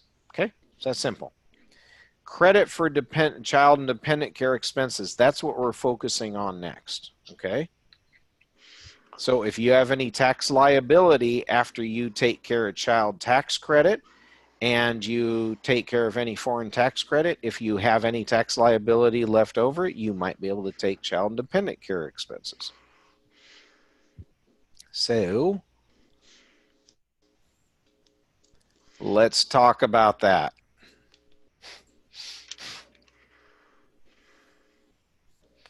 All right. Child care credit and education credits. This is a big section. It's a really long section, and we might not even get through all of it today. If we don't, that's okay. We're just going to get through what we can. So I'd say let's see what we can get done in the next half hour, and then we'll take a short break and then try to do a little bit more. Okay? And I'm just checking. Tina, did you ever make it back with us? I don't think she did. Okay. All right. So, first thing we're going to talk about is child and dependent care credit. Taxpayers that have a qualifying individual can claim a child for the cost. Can claim a credit for the cost of care for that child. So, like for instance, daycare, babysitting expenses, so on. It's a non-refundable credit. We already have really hit home what non-refundable means. And you calculate it on Form 2441, the Child and Dependent Care Expenses. So you actually have to do this form and attach it to the 1040, your Form 1040, okay, when you're calculating it. Now, what are the requirements? Qualifying individual test, earned income test, work-related expense test, joint return test, and provider identification test. This really is not so much a test as just a requirement of what you got to put on the return, the provider identification. So look, you have to have a qualifying individual, you have to have earned income, you have to have work-related expenses. We'll talk about the joint return test and provider identification test. These are real simple, but these are the big ones. You have to have a qualifying individual, you have to have earned income, and you have to have work-related expenses. You could not be MFJ. That's all that really is saying. And then you have to put provider identification test, like I said, that's not really a test. That is actually saying that you have to have the provider's information and report it to the IRS to take this credit. Okay? And I mean, really, guys, it really is that simple, even though we're going to take a number of slides to delve into it a bit. So let's talk about the qualifying individual test. You have to have a qualifying individual. You must have child and dependent care expenses paid for your qualifying individual. So obviously, you can't be using it for anything other than care expenses. That's what this credit is for. Qualifying individual must be one of the following. It must be the taxpayer's dependent child. Now, I have underlined dependent, meaning you have to be able to claim your child on your return. That's what that means. Taxpayer's dependent child who was under age 13 when the care was provided. Now, I want to make a distinction here. For the child and the dependent care, you can claim child care expenses for your dependent child until they reach age 13. And that's literally the day they reach age 13. It's not for the whole year. Unlike unlike the child tax credit that said at 17, in the year they turn 17, you don't get it at all. That's not how this one works. This one works you get to claim child care expenses you claim that you paid for your dependent child until they reach age 13. So if they reach age 13 on August 1st, you can claim child care expenses all the way through July 31st. That's what they mean by when the care was provided. Okay. So as long as they're not 13 yet, you get to claim it. The day they turn 13, that's when you can no longer claim it. Now, there are some special rules for divorced and separated parents, as you know. And here's a situation where only the custodial parent gets to take the credit. Okay, so keep that separate from child tax credit and additional child tax credit. In that case, a divorced separated parent, whoever claims the child gets to claim the child tax credit. But for this credit, child and dependent care credit, only the custodial parent gets to take the credit, even if that child is being claimed on the non-custodial parent's return. Okay, so just to clarify, you have to have a dependent child under age 13 that you actually claim as a dependent on your return, unless you gave it away to the other parent, the non-custodial parent. But you as the custodial parent is the only one who gets to take this credit. That makes sense so far? Yes. Okay. I know I'm harping on that because it's easy to get this one confused. That's why I'm slowing down with it. Okay. You can also, a qualifying individual can also be your spouse who's physically or mentally unable to care for themselves, as long as they lived with you for at least half the year. So a spouse that's physically or mentally unable to care for themselves, but they had to have lived with you for more than half the year. It can also be any other individual who is physically or mentally unable to care for themselves, as long as they live with you for more than half of the year. So it's very similar to a spouse, except they also have to be either the taxpayer's dependent, in other words, actually on the taxpayer's return, or the only reason they're not a dependent is because they got disqualified under the dependent taxpayer test, joint return test, or qualifying relative gross income test. Now, this is where you have to go back to all those tests for dependency tests that we taught you in the, I think, second session, if I remember right. Remember all those sessions ago when we talked about dependence rules. How do you determine if you claim a dependent? You have three tests. You have the three tests for a general dependency test. And we talked about this even earlier today, just for a moment.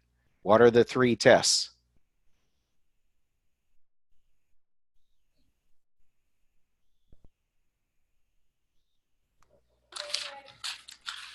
Does anyone remember on the remember, this is what I'm trying to say. I think I've lost you guys, so let me back up. Remember I said, does everyone remember when I went over the dependency test, how to determine if somebody was going to be a dependent on your return. I did that many sessions ago. Does everyone remember that? Yes. Do you remember how much I harped? Memorize these. You're going to use them over and over and over again.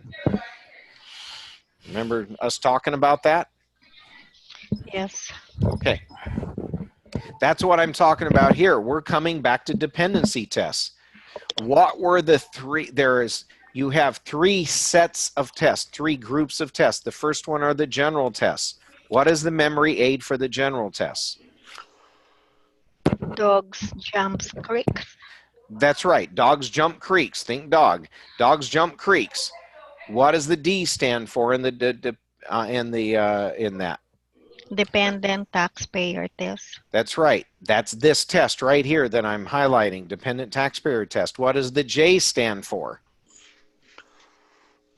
Joint return test. That's right. There's this one.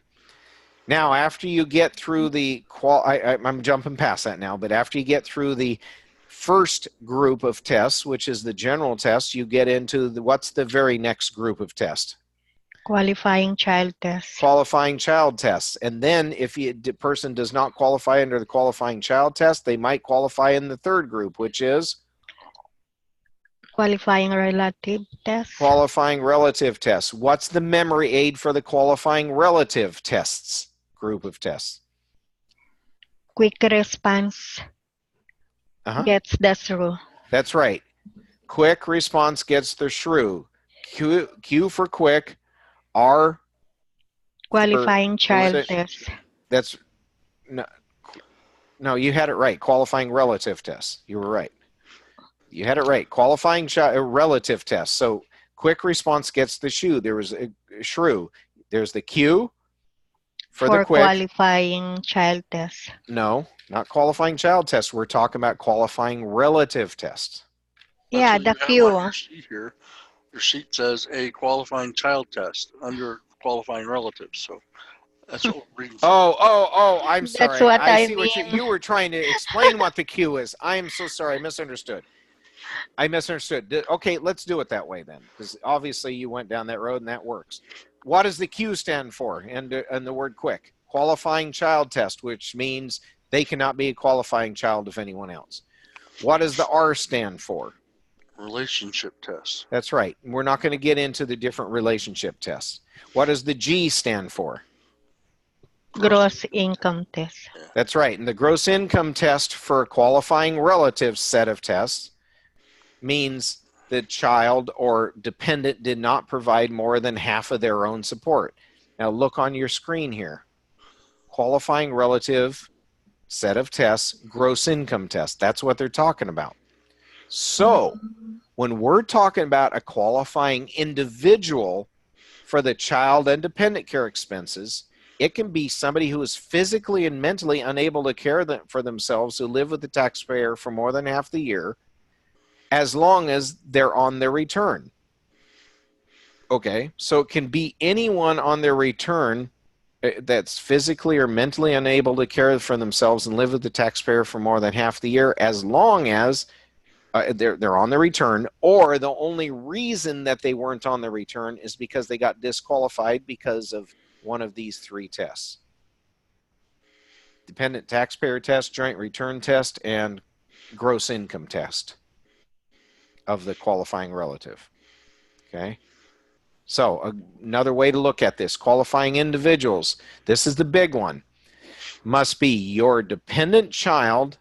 You're claiming as a dependent under age 13 and up until they turn 13, unless the dependency was given away, in which case you can still claim, the custodial parent can still take the credit. You can also claim a spouse who's physically and mentally unable to care for themselves as long as they lived with you more than a half year, or any other individual who's physically or mentally unable to care for themselves who lived with you more than half the year, as long as you claim them as a dependent or could not claim them only because of those three reasons. Okay, a little bit confusing there, kind of a bit of detail, but when you look at it and can see it, does it make sense, the flow? Yeah. Noemi? Yes. You feel okay about that? Yeah. Okay. And who else is on the line with me right now? I can't see everyone. Oh, there you are. How do you feel about that?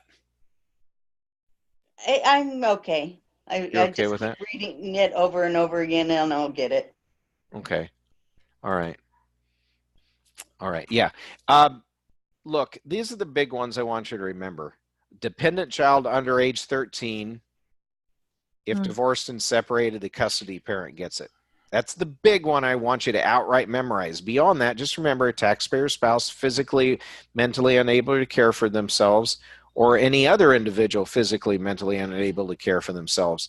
This is it that you can claim as a return. These are kind of things that you want to know, but the more detailed you get, the more you just need to recognize it, not necessarily remember it rote. Just recognize it if it was in a question. That's what's going on.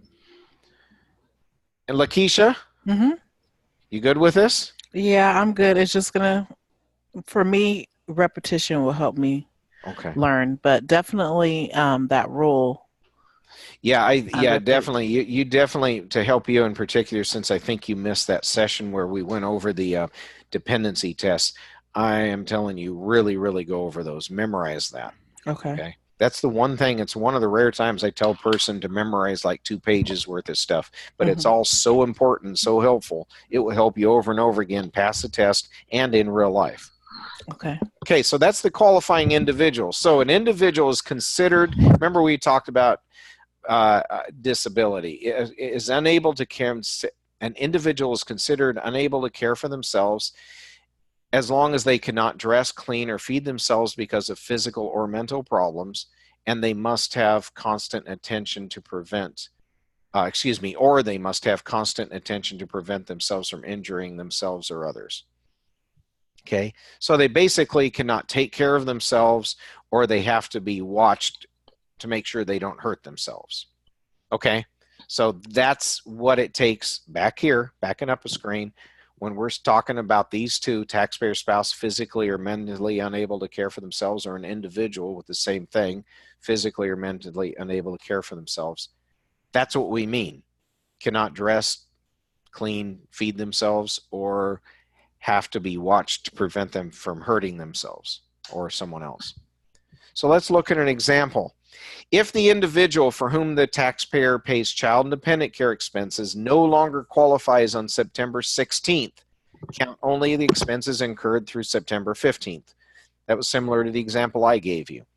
So if Rebecca's daughter Lola turned age 13 on September 16, you will only count expenses paid for Lola through September 15th. Yes. Yep.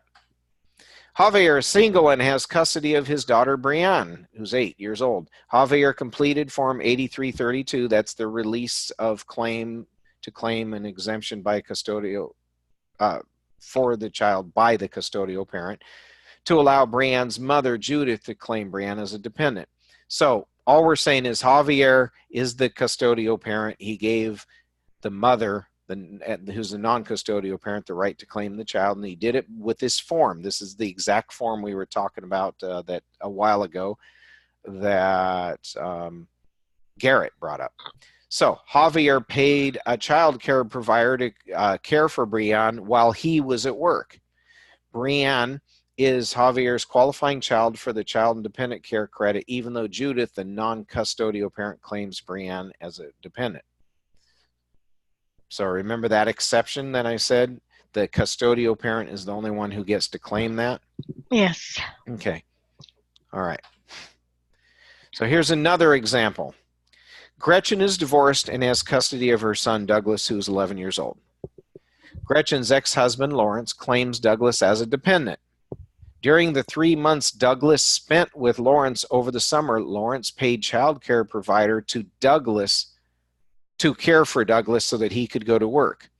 Lawrence also paid the child care provider to care for Douglas while Gretchen worked. Douglas is not Gretchen's qualifying child for the child and dependent care expenses because she didn't pay the expenses. So that's an important point right there. You have to pay child care expenses, and you have to be the one that pays them. Okay, so the ex-husband was paying all the child care expenses, both while their son was with him for a few months and with her for most of the time, because she's the custodial parent. She doesn't get to take child dependent care credit because she didn't pay the expenses. Doug, and this is the last point here, Douglas is not Lawrence's qualifying child for the credit because he's not the custodial parent. So in this case, neither parent gets to take the child care credit. Doesn't seem fair, does it? But that's how it is. Is this clear why both parents are disqualified to you guys? Or do you want to have a discussion on this? It's pretty clear. Okay. Yeah, just remember there can be situations where neither parent gets to take it. The parent has to have a dependent child on their return, except for divorced separated parents, in which case they're exempted from the dependency requirement. They still can take the custodial parent still can take this, but that custodial parent has to actually pay child care expenses. Okay. I was just asking myself that question just before you did this example thing. Oh, really? Well, does that clarify? What happens if the other parent pays the custodial parent for the child care? Yep. Well, you take the rules literally. That's what you end up with. Yep. Okay. All right. Did that clarify that though, Lisa? Yes. Perfect. All right. So what qualifying individual information do you need? Well, you have to include the name of the person and their identifying number, social security number usually, but it can be an I-10 or an A-10. That's all it's saying. So to claim dependent care expenses, you have to claim your child. You have to put your child's name and ID number on there, social security number, A-10 or A-10. All right, so let's do some knowledge checks.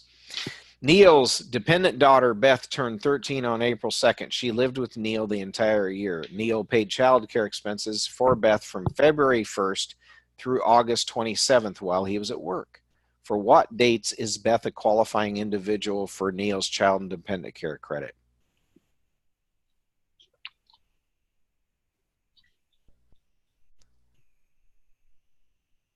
February 1st to April 1st. Yeah. You're right. You're right. Good job. And why does it cut off on April 1st? She turned 13 on the 2nd. That's right. And why did it start on February 1st? That's when the expenses. Yeah, that's right. started. He didn't pay any expenses before then. Yeah. Good job. Okay. Carl's dependent mother, Gertrude, 70 years old. Okay. So dependent mother, Gertrude, 70 years old, has been physically unable to care for herself the entire year. She lived with Carl for over half the year. Mm-hmm. Carl paid expenses for Gertrude to enable him to work. Is Gertrude Carl's qualifying individual for this care credit? Yes. Yes. You guys are right, because she meets all the requirements. Remember, a disabled person that lives with you for more than half the year? Yeah. Good job. Let's look at number 3. Jeff and Paula are married. Jeff lived alone and Paula lived with her parents for the entire year. So they're married, but they're not living together. Jeff has earned income and paid care expenses for Paula because she is physically unable to care for herself. Who can claim Paula as a qualifying individual for child and dependent care? No one. I'm sorry, who answered? Was that you, Lisa? Yes. Okay. Who else thinks it's no one? Well, she didn't live with him, so it would probably be no one.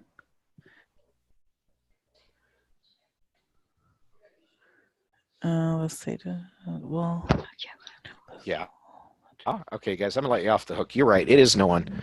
Why? Well, what are the rules? You have to have a dependent child under 13.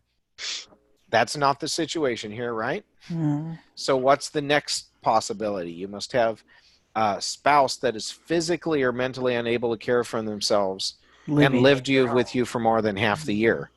So for Jeff, they didn't live together, so he can't claim her for that reason. But what about for the parents, Paula's parents? Well, she lived with them for more than half the year. But they didn't pay it. But they didn't pay it. Bingo. Very good. Good job. Janice's nephew, Brad, is 5 years old. Lived with her for 9 months during the year. Janice paid Brad's child care expenses and more than half of his support. No one else lived with them during the year. Is Brad Janice's qualifying individual? Just think about the requirements for child care expenses. Yes. And why do you say yes? Is Bradley Janice's qualifying? Well, he's under 13. He lived with her for 9 months of the year, so more than half, and didn't provide half his own support. And so. Right, but even remember this. Oh, that's nephew. That's right, not son. You're exactly right. You're spot on. Okay. All right. Naomi's son Jeremiah is 10 years old. He lived with her the entire year. No one else lived in the home. Naomi is divorced, is not claiming Jeremiah as a dependent because his father Nigel is claiming him. Naomi paid child care expenses so Jeremiah could go to work. Which of the following is correct?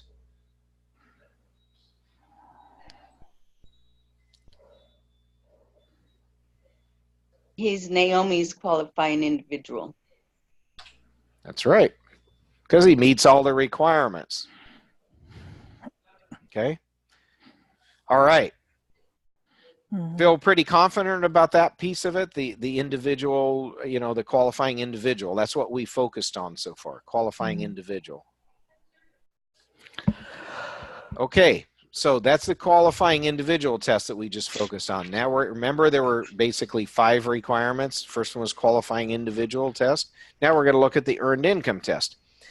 A taxpayer must have earned income to claim this credit.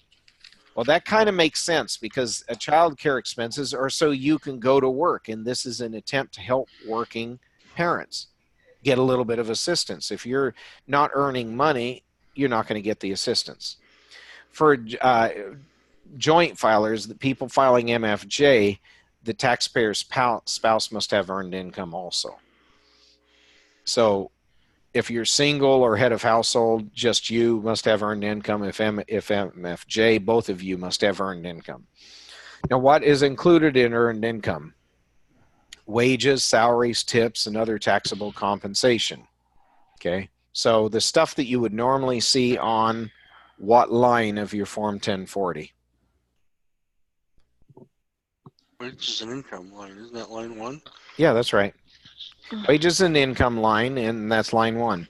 But also self-employed taxpayers also get to include their net earnings. And what this net earnings means, you take your net profit minus your 1/2 of self-employment tax, which is an adjustment. Okay, so net profit that you calculate, remember on Schedule C, you calculate your net profit, then you subtract from that 1/2 self-employment tax that you're taking as an adjustment. Subtract that out. That's your net earnings. Okay, and that's going to you actually add that back in. My bad.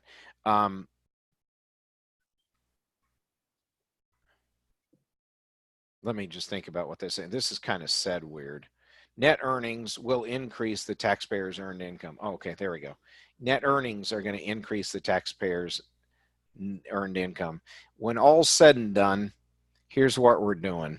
We're making sure that we get your net profit in there and making it and then subtracting out that adjustment. What's left over is going to give you your net earning that you use to calculate this. Now, if you have a net loss, that's going to decrease. This is confusing because the way they put this together, and I apologize. All they're trying to say is net earnings if you have income, let's say you have income from working of $30,000, okay? Let me add something in here. This will help. I just need to grab something.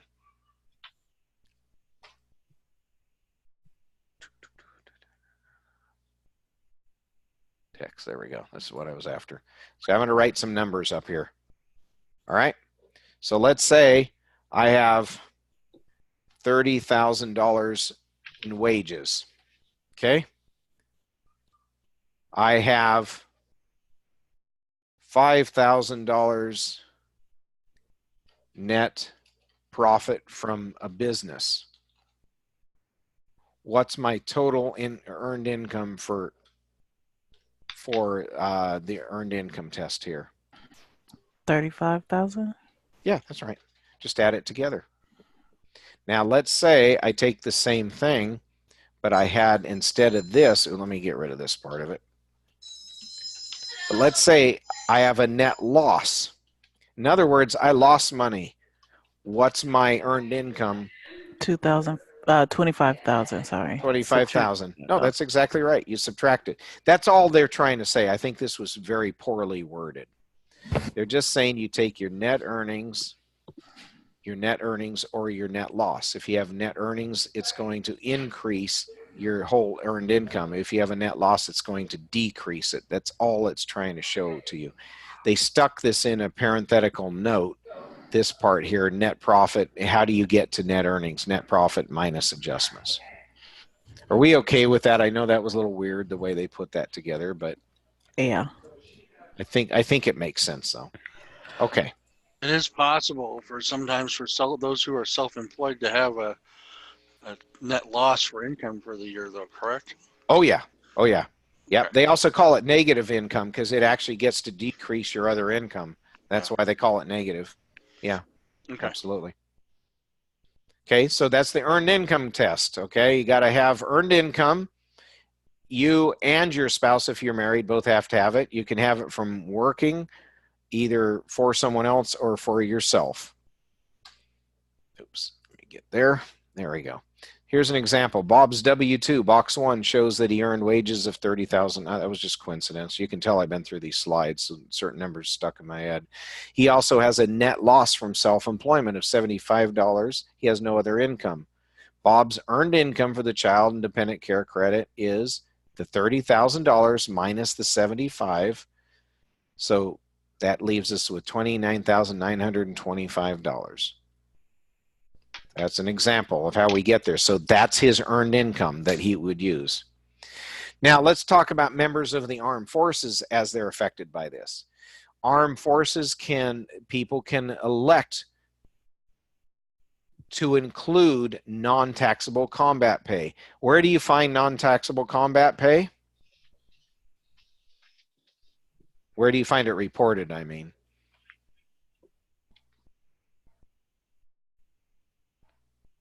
W-2 box 12 with code Q. That's exactly right. Okay, so for this, for the child and dependent care expenses, you can choose, if you're a member of the armed services, you can choose to include your combat pay or not include it. Okay, it's up to you, whichever gives you the best result. In real life, you should calculate it both ways and give you whichever is better. And how about joint filers where they're both in the military? In that case, they can each make their own election. One of them might choose to include it and the other one not include it, or they both include it, or they both not include it. Again, calculate all the different variations and take whichever's best.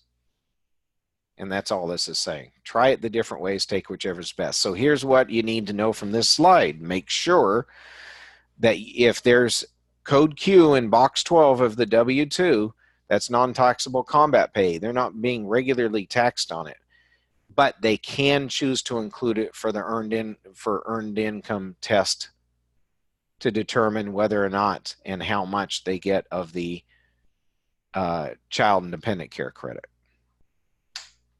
So let's use an example here. Jordan and Maria are filing jointly, and both are on active duty. Jordan's W-2 wages are $12,000 in box 1, non-taxable combat pay of $9,000 in box 12 with code Q.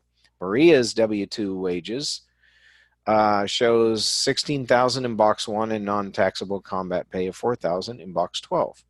Now, to calculate their dependent care credit, they must include their combined income, regular income they're talking about here, of $28,000. So $12,000 from box 1 of Jordan's W-2, $16,000 from Maria's W-2 box 1. So that's the $28,000. They can choose whether or not to add in to their income Jordan's $9,000 of combat pay or Maria's $4,000 of combat pay, or the total of both, which is $13,000. That's all we're saying. Okay. Now, earned income test still. What about situations where the taxpayer is not actually working, but they were a full-time student? So the taxpayer or the spouse is treated as working and having earned income during any month that they are either a full-time student or physically or mentally unable to care for themselves. So they're going to be a spouse that in any month did not work, but was a full-time student or did not work and was physically and mentally unable to care for themselves. They're going to be given credit for some income that they did not actually earn. That's to help them out. If they're a student, the government does it because if they're a student, they want people to get an education and then go on and start supporting themselves. They want people that are physically, mentally unable to care for themselves to have some financial assistance, and this is one way to do it.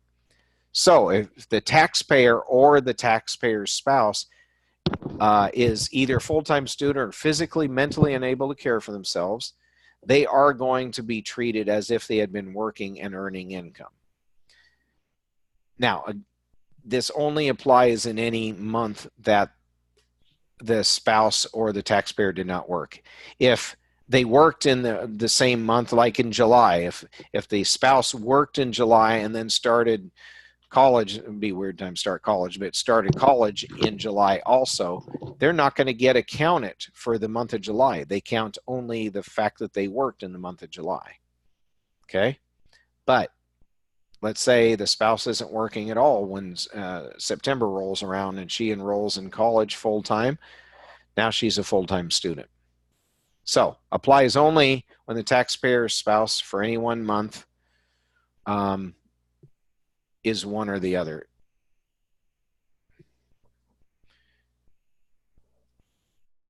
If both spouses can qualify in the same month, you only get to count it as one spouse. So if you have two spouses both going to school full-time, only one of them gets to take that. So look, a lot of detail here, but not really horribly difficult. Just one of those things you got to remember.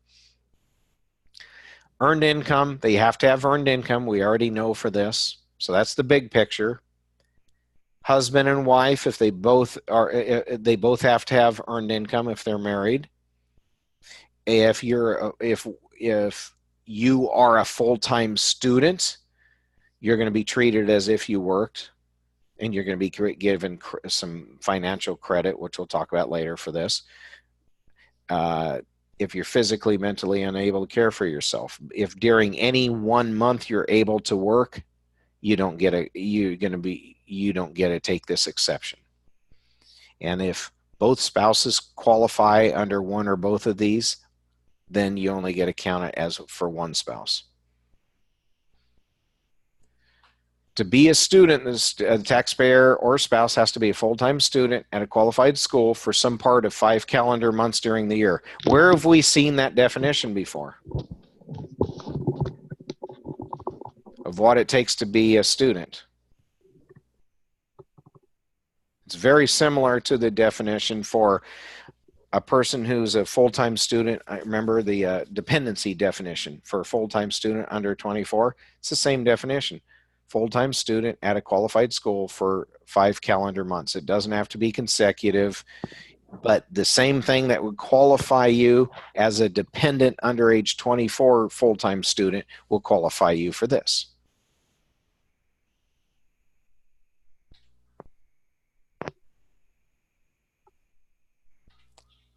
Okay, I don't want to get into that next one. So that's the earned income test. So what are the basics of the earned income test? You have to have earned income, right? Right. Okay. And if you're married, do both of you or only one of you have to have earned income? Both. Both. Okay. Okay. And if you're single and a full-time student, are you considered to have earned income for the earned income test? Yes. Okay. If you are a student, say 7 months of the year, but one of those months you also worked, how many months can you claim that you are working or have met the requirement?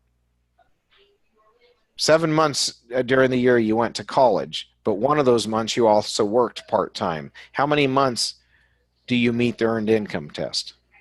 7. No, because that's okay, because it's 6, because any month in which, that's why I said this was confusing. That's what was difficult. In any month in which you are working, you only get to count the actual work. You don't get to count it as a, I see what confused you. It's the way I asked that. No, you would still get 7 because it would be 6 months of college plus the 1 month of working. Okay, so if I actually work, I'm trying to get at what meets the earned income test. If you actually work 3 months of the year and go to school, full-time college, 6 months of the year, how many months are you going to be considered earned income test? The 6 months? If you go to school, if you work 3 months during the year and go to school 6 months, how many total? 9 months. 9 months. 9 months, because you get credit for actual working plus full-time student. See that? Except if you're doing both at the same time? No, it's not. If there's any month in which you are working and doing and going to college or disabled, you only get to count the working, the actual working. Okay. You'll see it make more sense later when we put some numbers on this. Okay. Trust me on this one. All right. This works the same for the disability too, though. If you're disabled, if you're, say, working for 5 months and suddenly get disabled for 3 months, how many months of credit do you get for the earned income test? The 8? The 8 months, that's right. Work-related expenses test. This is where that other thing that's providing some confusion will make more sense. So we've talked about 2 of the tests so far. We've talked about the fact that you've got to have a qualifying individual and that you've got to have earned income. Now we're going to talk about work-related expenses. Expenses, what are they for work-related purposes? What does that mean? Child and dependent care expenses must be work-related. That means expenses paid to allow the taxpayer to work or to look for work. That's important. Not only to work, but to look for work. If they are out there, let's say they pay somebody to take care of Johnny while they travel up to Portland or travel, an hour away. They're traveling to do an interview. Okay, that's looking for work. So any child care expenses while you're looking for work get a count too. If you're filing MFJ, it has to be both of you had to be looking for work. So expenses paid to allow the taxpayer and the spouse, if they're MFJ, to work or look for work. So again, we're back to that requirement. If you're married, both of you had to have been working to claim those expenses. And the expenses are for the qualifying individual's care. Okay? Yes. An expense is not work-related just because it happened while the taxpayer is working. The purpose must be to enable the taxpayer to work. Now, I know it's kind of weird, but it's just there are circumstances, and you might get a question in there where they say, okay, it was during work time, but on the way home they stopped by and had a drink at a bar, for example. Well, it might even have been during work time. Maybe they left early, but that doesn't matter. That's not to allow the taxpayer to work, so that would not be included. So what is the basic requirement for dependent taxpayer expenses? They must be work-related expenses, which means allows you, the taxpayer, and your spouse, if MFJ, to work or to look for work. And the expenses must be for the child's care. And by the way, I am going to often say child as I go through this, but it really does include the other people that qualify, the other qualifying individuals as well. Okay. The taxpayer is considered to be working if they're an employee or if they work in their own business. And it can be full-time or part-time. And it can be considered working when they're actively looking for work, which is what I already mentioned, working or looking for work. Taxpayers who are unemployed for a full year and are not a student or disabled cannot claim the credit. So obviously, if you're unemployed and doing nothing, they're not going to give you that you don't qualify for with work-related expenses test. Even if you paid a babysitter, you're still not going to get this because you were unemployed and not working or not looking for work. The exceptions, what is the exception to where you do get credit for working even if you're not? Full-time student. Full-time student or? Physically disabled person. Yeah, that's right. Disabled, physically and mentally disabled. You're exactly right. So if you're one of these, you still would qualify. So taxpayers who are unemployed for the full year and not a student or disabled cannot claim the credit. If you are a student or disabled or you are employed, you get to take the credit. Here's an example. The cost of hiring a sitter while the taxpayer and their spouse go out to eat is not a work-related expense. Okay? You don't get it. You know, you hire a babysitter so you and your wife can go out and have dinner, but that's not a expense of working.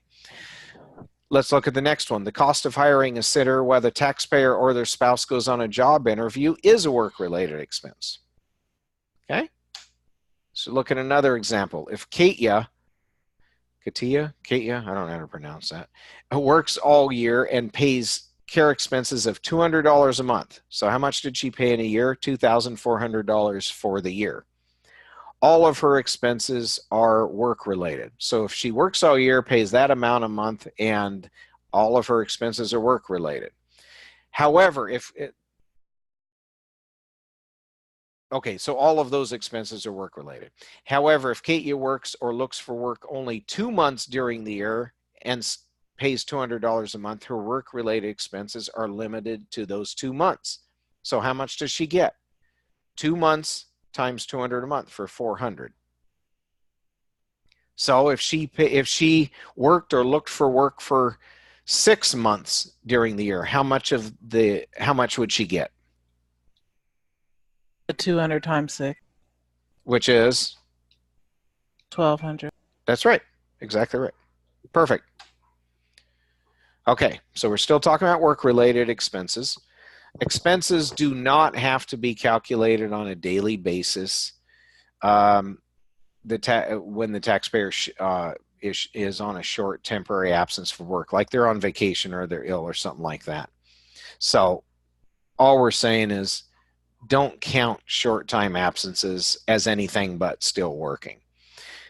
Care expenses paid during absences are included as work-related expenses. By the way, if you're paying your child care provider by the hour and you don't go to work and the child's with you, are you going to be able to claim what you would have paid her?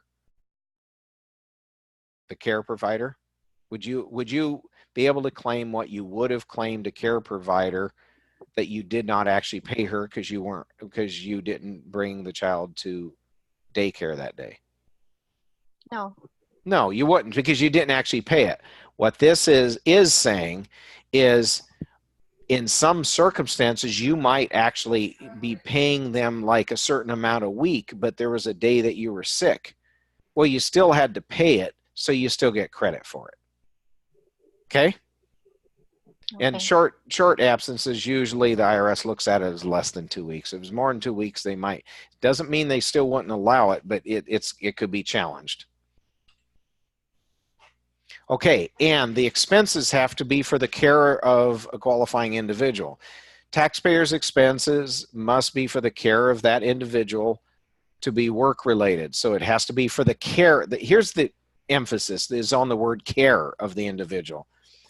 Expenses for household services will still qualify if it is part of caring for the individual. Okay? So the cost of care outside the home may be used if the care is for a dependent under age 13 or any other qualifying individual that spends at least 8 hours a day in the taxpayer's home. In other words, what they're really trying to point out here is if you're paying expenses for your dependent, okay, and they're genuine expenses, but it's not your dependent child under age 13, you got to make sure that this person is at least living with you 8 hours a day. Okay? If the care is provided outside the home. Sorry about that. So don't get too caught up in all this detail. Just know it has to be for work-related expenses, and it has to be for the actual care of the individual. Household services are okay if that's only part of it. And if the care is outside of the home, that child still has to be spending on average 8 hours a day or more in the home if it's not your underage dependent. By the way, care expenses do not include things like food or clothing, education. It's actually the cost that you put in to have somebody take care of your child, not the money you put into having them eat while they're away from home or something like that. Okay, so care of a qualifying child, we're still looking at that. Expenses paid for children in a nursery school, preschool, or similar programs do qualify for this. So here's an example of that. Murph pays expenses for his son Adam, 3 years old, to attend a nursery school that provides lunch and educational activities as part of its preschool. This can be included when calculating Murph's credit. Why is that? Because these other things are incidental to them taking care of Adam. It's not the main point of it. Does that make sense what I just said? Obviously not. Okay. Yes. Well, that's okay. It does. Well, it's okay. Sometimes I think I mesmerize you guys just by talking. So let me just stop for a second. What's the difference between a nursery school and something older? Well, a nursery school, the main point of a nursery school isn't actually to educate a child. It's actually to babysit them. Mm-hmm. And that's the point of this credit.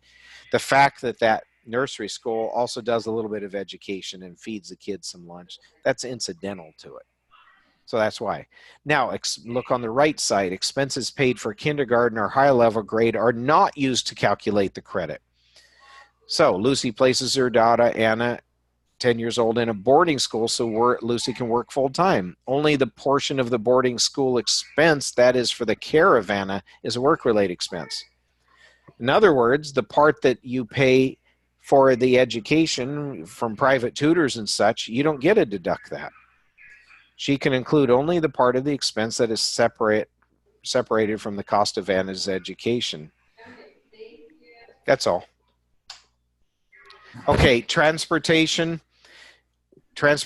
costs from the taxpayer's home to the care location and back. Like, let's say you're driving your child to the child care provider and back, or to the care location to school and back. That's not considered work-related. That's just normal driving, commuting. Commuting. Yeah, commuting. That's a commuting expense. You don't get to include that. If the taxpayer pays transportation expenses for the care provider to travel between the taxpayer's home and there, that's still a commuting expense for the care provider. This does not count either, okay? So in other words, you're paying a separate amount. You're saying, okay, I'm going to pay you this amount, but I'm also going to pay you this extra amount to pick up my daughter from, to say travel to my home every day. I'm going to pay you this extra amount. That's a commuting expense for your child care provider. That doesn't count. Now, if the provider is one is the one providing the transportation costs for the qualifying individual to or from a place where the care is provided, then the transportation is a work-related expense. So like if they're picking them up from elementary school, then that would be included. yes, right. It's not for you for the tax to. Yeah, it's not. Yeah, you just got to be careful who we're talking about. That's what's confusing here. Transportation costs that would normally be considered a commuting expense would not count. That's why this first one's easy. If you pay a separate cost to a provider to pick them up, in other words, you're reimbursing them an amount or saying, I'm going to pay you X number of dollars a week to pick them up, it wouldn't count. But if the provider is providing transportation to or from the place where it's provided, then it would count. So let me use an example. I think that'll be easier. Your child care provider, you take your child to the child care provider's location at the beginning of the day. You drop your child off. That's not a work-related expense. Mm-hmm. You pick up your child from work. I mean, after work from there and take her home. That's not an expense. Mm-hmm. Okay. Now let's go to the other situation. Care provider is the one providing transportation costs. So the care provider is actually traveling to your house and back. That can be an expense. That's a work-related expense for the child care provider. And if you're paying for it, then in fact, it's an expense that you can claim. Okay? Sorry, I'm not sure if somebody was talking. I got it now. Yeah, okay. I heard somebody else talking and I was hesitating a second. Okay, so here's their example. Benjamin paid Pat $1,000 during the year to take care of her son Aiden, age 7, so he could work. He paid Patricia an additional $200 to pick Aiden up from school and transport him to her house, which is where the care was provided. Benjamin's work-related expenses are how much? $1,000 times 12 months is $1,200. Had Benjamin paid his assistant at work the $200 to transport Aiden from school to Patricia's house, Benjamin would not have been able to include the $200 as a work expense. So $1,000 times. Oh, I'm sorry. That's a year. I knew something. I was reading that as a year. My apology. I was reading that as a year. I apologize. $1,000 for the year plus the 200. Sorry, click some. $1,000 plus the 200 gives us the 1,200. So the example you just gave a moment ago, that's exactly what this example is. He's paying the care provider to run around and pick up his child for him. Okay? He gets to add that to what he actually pays here for just the child care. But if he paid just an assistant at work or a friend to do this, it would not have been included as work-related expenses. Okay? Okay. So I stumbled across that. I was reading that as 12,000 in my mind for some reason. No, $1,000 plus that would be included. If he does it himself, let's say he takes a break at lunch and does all this running around and he spends $200, does he get to include that? No. No, that's right. Exactly right. It's only when he's paying it to the child care provider as part of the child care expenses. Okay. Can we take a quick break? Oh, I'm sorry. I was not watching the time. Yeah, let's take a 15-minute break. My apology. Let's come back at 1 o'clock, and we'll see. We'll work our way through the rest of this. Okay?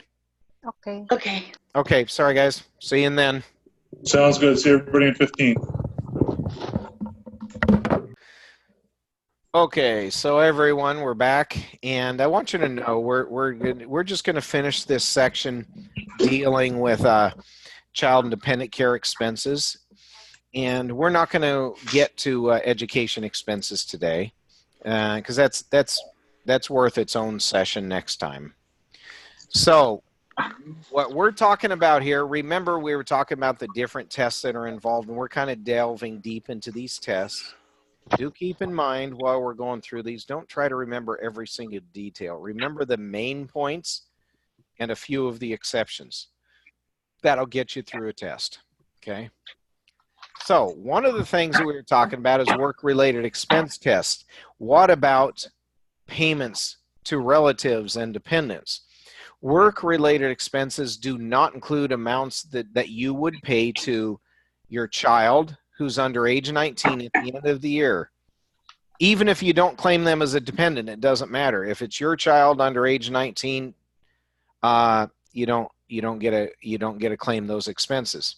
You don't get to claim your dependent, the amounts you pay to your dependent. You don't get to pay the amounts you pay to your spouse at any time during the year. And you also don't get to pay what you pay to or you don't get to claim what you pay to the parent of the taxpayer's qualifying child. Okay? So amounts that you don't get to count, or in other words, that the taxpayer does not get to count, do not include amounts that you pay to the taxpayer's child under age 19, regardless if they're dependent on the return or not.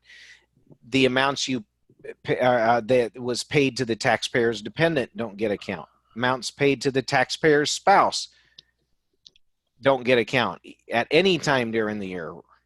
The parent of the taxpayer's qualifying child. So 4 people you have to exclude. And there's different ways to think about this. This is, again, I can only tell you right now how I do it. I memorize these with really short amounts, or really short ways of wording it. So fewer words is easier for me to remember. Your child under age 19, your dependent, your spouse, the parent of the qualifying child. That's how I remember it. Too many words make it harder. I put extra words up here because I wanted you to be able to see all the details to go with it.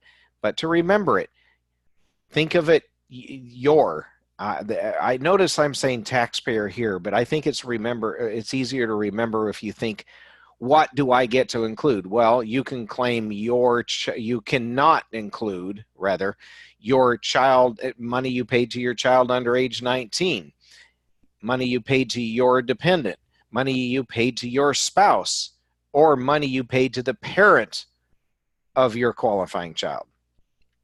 Okay?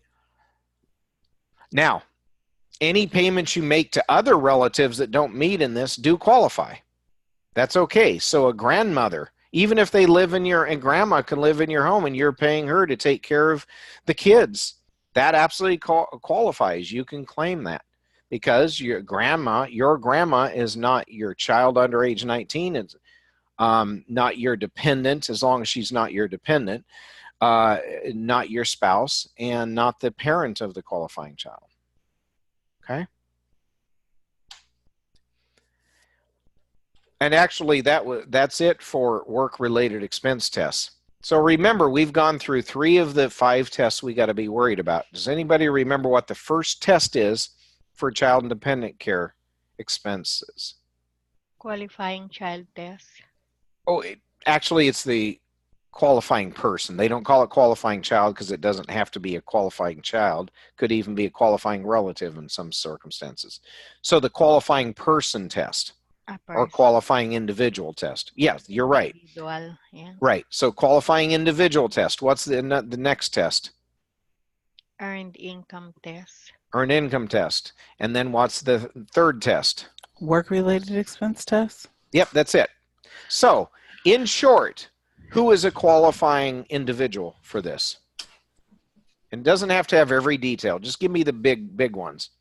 Child under 13. And that child has to be, most of the time, your Dependent. Your dependent. Yeah. That's right. And that's really important. It has to be your dependent child under 13 years old. If you happen to give the dependency away to a divorced or separated spouse, who gets to take the child care credit? The custodial. The custodial parent. Perfect. Wonderful. Can, in some circumstances, can someone other than a child under age 13 qualify as a qualifying individual? A person unable to care for themselves. Okay. If they did what? Lived in your home? Live. Okay, keep going, Lakeisha. You're on the right track. For over half the year. Right, right. It had to have lived with you for more than half the year. That's the only other requirement to go with that. Okay. And if it's your spouse who's that person, you can claim her or him. If it's somebody other than your spouse, that's the disabled person, mentally or physically disabled person lived with you more than half the year. If it's your spouse, there's no further requirements. If it's not your spouse, that person also has to be your Dependent. right, unless they meet one of those three exceptions. We're not going to have worry about that other than you remember those three special exceptions we talked about. So they have to be your dependent. Okay, so you have to have a child. Your child under age 13 has to be your dependent, unless divorced and separated parent situation applies. And any person who's not your spouse that is disabled that lived with you more than 6 years has to also be your dependent, unless one of the three exceptions applies. If it is your spouse who's disabled, she just has to live with you for more than 6 months during the year. Okay? So that's qualifying persons. Now, there was the earned income test. What is the basics of the earned income test? You have to earn income during the time you're paying for this care. Exactly right. So you have to have earned income. And if you're, go ahead. If you're married, both of you have to have earned income. Exactly right. Very good. Correct. Yeah. Yep. Excellent. And what if one of you are married and the other is going to college full time? Are you only one of you have earned income, or are you both considered to have earned income? Both considered. Both considered earned income. What if one of you are married and the other one's disabled? Are you Yes. both considered to have earned income in that situation? Yeah. Yes. Yes, you are. Okay. All right. Earned income. I'm trying to think what else. I think that's good enough. Then work-related expense test. So what does that test basically mean? Somebody just state it in your own words.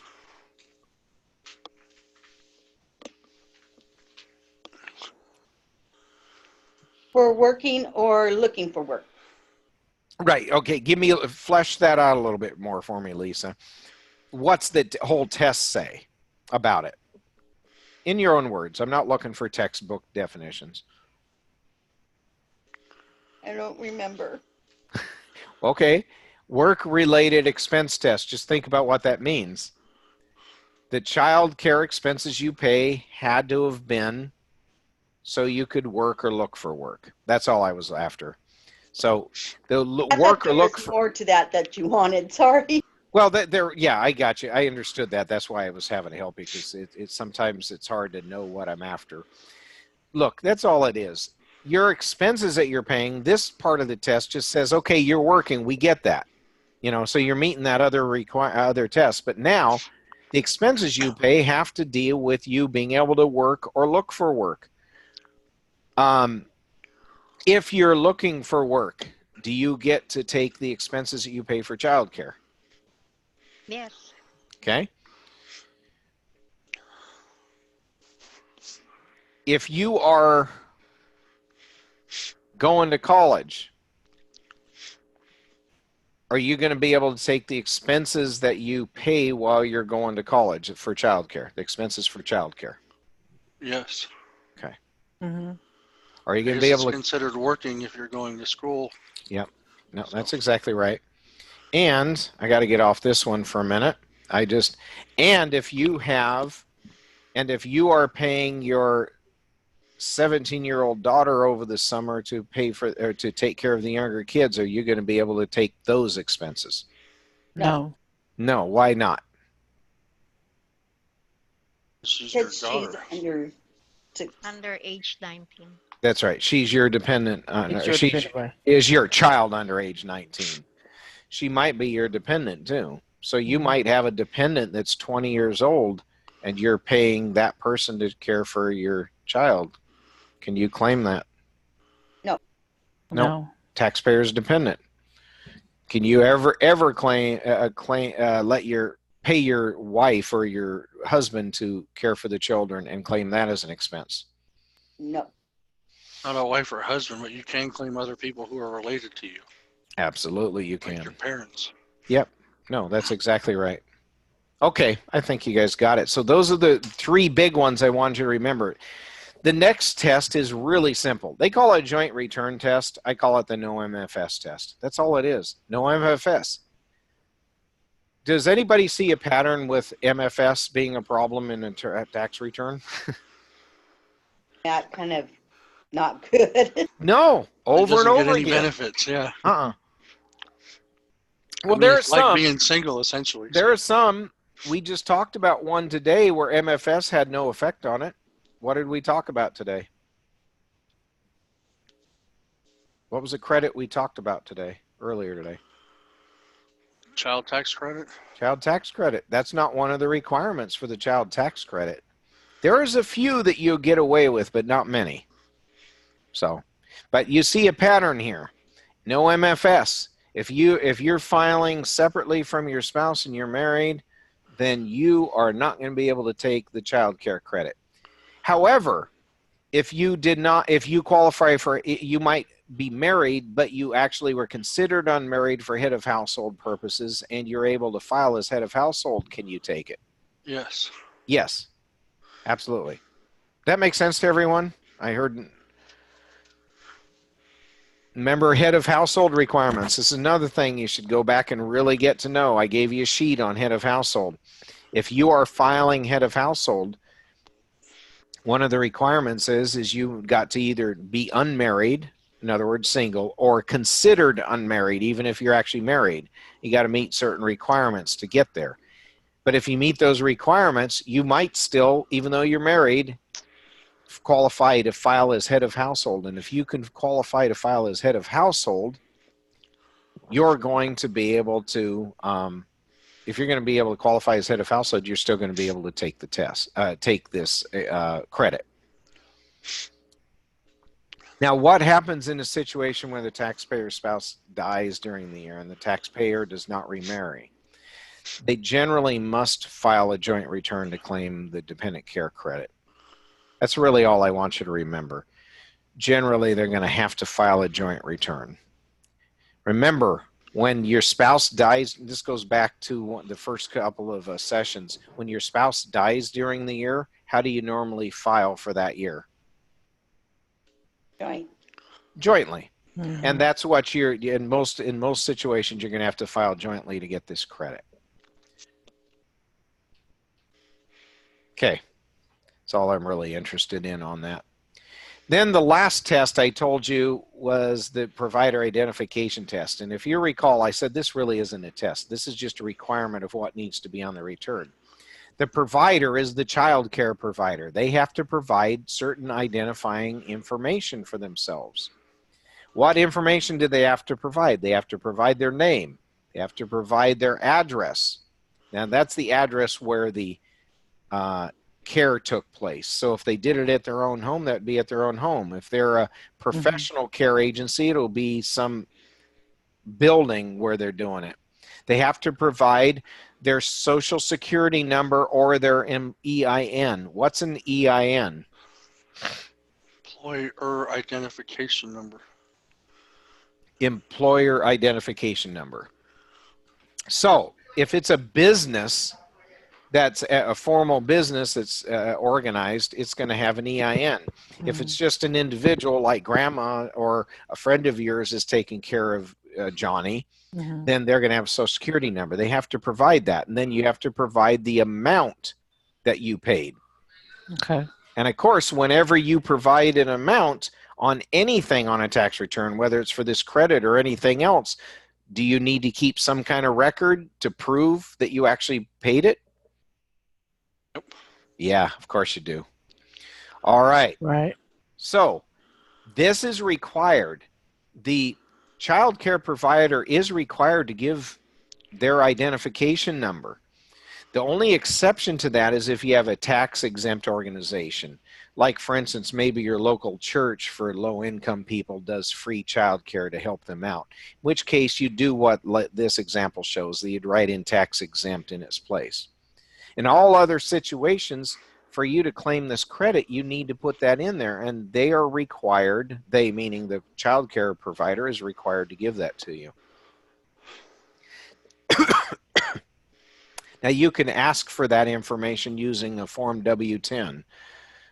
How many times have I said don't necessarily memorize the form numbers? Just know what the forms are. Dependent care providers identification certification. You can use that, give that to the provider, and on that's a request for the care provider to provide the required information. Other places you can get this information, Social Security card if you have access to it, or they'll show it to you. Copy of driver's license. Actually, that wouldn't help in Oregon. Some states, they say include Social Security number. I'm not sure about that anymore. It'll definitely give you some other information like address if the child care provider is doing the child care in their own home. A W-4. Which is employees withholding allowance certificate if you happen to have a household employee that's also providing child care. Not likely to see that very often. A statement furnished by the taxpayer's employer, letter, invoice. These are just different places you can go to for the information. Don't memorize these. This is just for your info. Taxpayers should keep this info with their tax records. Now, if the care provider information is not correct or is not complete, the credit's going to be disallowed unless you can show that you used, or the taxpayer can show they used due diligence in trying to get the correct information. But how are you going to prove due diligence? If you're having trouble getting it, how are you going to use due diligence? Well, here's some ways. First of all, send the W-2 to this person and keep a copy of what you sent in case they don't send it back. At least you can show you tried to ask for it. But hopefully they'll give it to you, and you should always keep this with your tax return, the copy of that completed W-2 with a provider's information. You can use any of those other information sources we talked about. If the care provider refuses to provide the information, report what you can on the form. Then what you have to do is you have to attach a separate statement in place of the missing information. You have to explain what you have attempted to do and what you could not provide. So you just have to attach a statement. And that leaves us to an illustration. Leonard Eli is single. He paid his neighbor Joan Franklin $844 to babysit his dependent daughter Marley, 2 years old, so he could work. Joan refused to give him her Social Security number. Now, do we always blame Joan for that? I mean, it's kind of nerve-wracking to give out your Social Security number to people.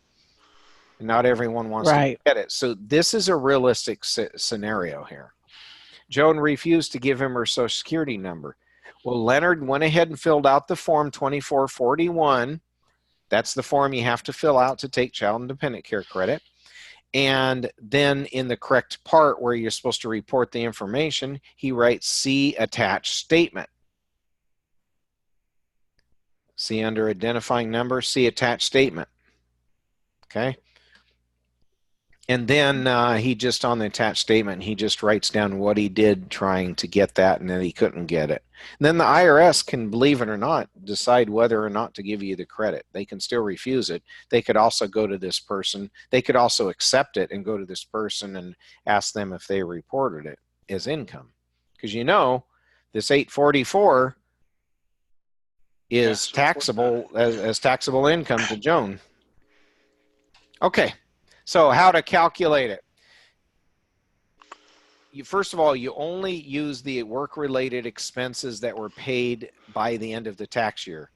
So for 2018, it's only the expenses actually paid in 2018. If you paid some past due expenses in 2019, you put them in 2019 on your 2019 return. Expenses that are paid in the year before the services are provided are only included in the tax year the care is received. So if you paid it early, let's say in December 2018, you paid like the first month's child care providing for the month of January 2019. So you paid it a month in advance, let's say. You only include it in the year you got the service, which was in 2019. And that example I gave you a moment ago, if the taxpayer pays for services in the year after they're provided, you have to use this worksheet to report that, because you want to make sure you're reporting the correct amount and reporting it correctly in the right spot. So you got to use this worksheet to get it right. But basically, you're still going to include it in the year that you pay it. Never include in your child and dependent care expenses amounts paid by someone else. If it's paid by a state social service agency, definitely don't include it. If it's paid by your employer, don't include it. Some expenses can actually, in some cases, qualify as both medical expenses and work-related expenses. Well, the interesting thing is there, you can take it either way, whichever way helps you the most. So you can take it either way, either as a deduction, itemized deduction, or as a work-related expense. So either or. Either or, yeah. You can. Now, as a practical matter, I've never seen a Schedule A be better for somebody than taking the actual child care expenses. But let me tell you, you don't run into too many situations where it can be either or anyway. But on the rare times that I've seen it, it was better to give them the credit than a deduction. Why is that? Why is a credit usually better than a deduction? Well, the credit goes against the liability, right? Yep. In other words, putting it differently, on a credit, you get dollar for dollar off of the amount of tax that you owe. Whereas a deduction is just an amount off of your taxable income, and that's usually going to give you less value than dollar for dollar off the actual tax you owe, because it's only bringing down your taxable income, which helps you pay less tax, but it's not going to bring it down as much as a dollar for dollar deduction off of your taxes. It's like you being able to get dollar for dollar payment on those taxes that you owe. Okay? All right. Calculating the credit. It's calculated as a percentage of work-related expenses. So you don't get 100% necessarily, but you don't get 100%, I should say. Expenses are subject to the earned income limit and dollar limit. Okay, we haven't talked about those, but we will very briefly. Earned income limit and dollar limit, and the percentage is based on your taxpayer's AGI. So we're saying the expenses are a percentage of your work-related expenses. So you got to go to a chart or a table again. You look at the AGI for the taxpayer, and you look across it and see which percentage is the one that you apply. And then whatever you come up with, it's still limited to a certain amount of earned income limit and dollar limit, which we're going to talk about right now. Earned income limit. Work-related expenses cannot be more than the taxpayer's earned income for the year. Okay, so I just stop right there. In other words, if you only made $5,000 by working during the year, and that's your total income for the year, the maximum you could possibly claim in expenses are $5,000. So if I have $5,000 income for the year, but I actually paid $7,000 for child care expenses that qualify, what's the maximum amount of child care expenses I get to use? 5,000. That's right. If I have income of $3,000 and child care expenses of $5,000, what's the maximum I can claim? 3,000. That's right. It's limited to the amount of your income. And realize we're not talking the credit amount. We're talking about the actual amount that you put down to calculate the credit. So it's the amount of expenses. This is a limit is applied to your expenses that you have. Now, if you're married and filing MFJ, you take the smaller of either your or your spouse's earned income. So let's say Jack and Mary have a total of $15,000 income for the year. Jack earned $10,000 of that. Mary earned $5,000. What's the maximum amount that we're going to be able to claim as earned income credit? Where is it going to cut off at? The 5. The 5. That's right. Because she had the lower income in that example. Now, if the taxpayer's spouse died during the year and they file a joint return with their deceased spouse, they can choose whether to consider the deceased spouse earned income when calculating the credit. So they kind of get a little bit of break there. They can figure it either way to see which way works better for the credit. So earned income limit just simply means the amount of child care expenses cannot be more than what you earn during the year, because that's the point of it. You can, this is a deduction against your income, earned income, because it's a deduction to help you earn that income. Okay, when a taxpayer spouse is either a full-time student or unable to care for themselves, okay, we're coming back to that situation where somebody couldn't work because they were either going to school, college, or they were disabled. They're treated as having earned income for each month. We already know that. That's a rule we already know, but now we're going to add to it this one thing. How much credit do they get? Not credit, that's probably a bad idea. How much are they considered to have earned income if they're either a full-time student or disabled? Well, if you have one qualifying individual, each month you can consider yourself to have $250 of income. If you have 2 or more qualifying individuals, consider yourself to have $500 income. Okay? So, mom is a single mom and she's going to school full-time. She meets all the other requirements. She's going to college full-time. She goes to college full-time for 6 months. She has one qualifying child. How much is she considered to have earned for the year, assuming she earned no actual work?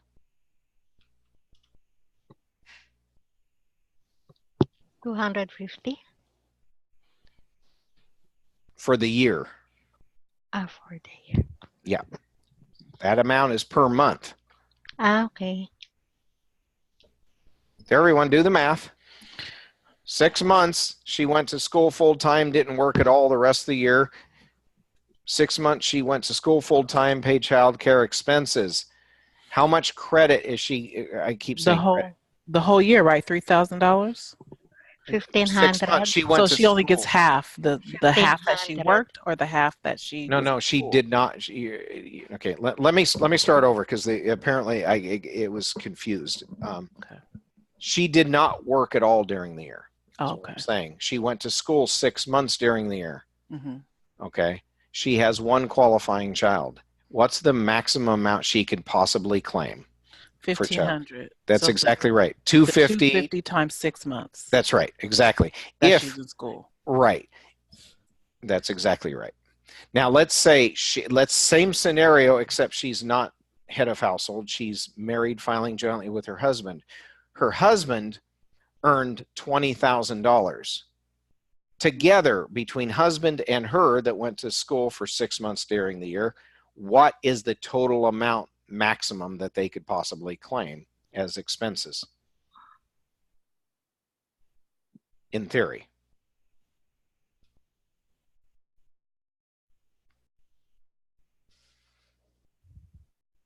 Well, 21,500. that's right. How did you get that, Garrett? Combined his income of 20,000 with the 1,500 she qualifies for the 6 months she was in school. Right. Okay, so that's the total amount, and I made a mistake there, guys. I just remembered this rule. I forgot about this rule for a second. I forgot about this rule. So, Garrett, I made a mistake. I misled everyone. Pause. It's actually still only $1,500 because it's the smaller of the taxpayers or spouses earned income, isn't it? It's not added together. So, guys, see, even I made a mistake, and as soon as I heard that, I thought, no, there's something wrong there. So, easy to make these mistakes. Even experienced people will make them, but you can quickly catch them once you stop and think about everything. So, in that example that we were just talking about, he's got $20,000. She's got $1,500 worth for being a student. What's the maximum that they can claim? The 1,500. The 1,500 because of that. Now, if they had, let's say Jack is a full-time student for 6 months of the year, and he has 2 qualifying individuals, and he's head of household. How much can he, what's the limit that he can claim? What's the upper limit that he could claim? 3,000. 3,000. How much, how did we get that? 500 times 6. 500 times 6, because there are 2 qualifying individuals, 500 times the 6 months. Okay. Okay. All right. If there's actual earned income during the month, we mentioned this before. If there's actual earned income during the month, then you take the actual earned income. So if there's actual earned income, if the spouse worked during the month, that's what you take. That's the earned income limit, is the actual earned income in that month. So if you have somebody going to school half the month and the other half of the month, let's say they were working half the month and then they stopped working and went to school the other half of the month, for that month you can only include the actual earned income. For every month after that that they're a full-time student and not working, you can include these amounts up here. Same thing. These same rules apply to someone who is not able to care for themselves because they're disabled. Just want you to know, the same rules apply. Okay, that's good enough for this. That's enough detail. So that's the earned income limit. It just means that you're limited to your income. Dollar limits, these are real simple and straightforward.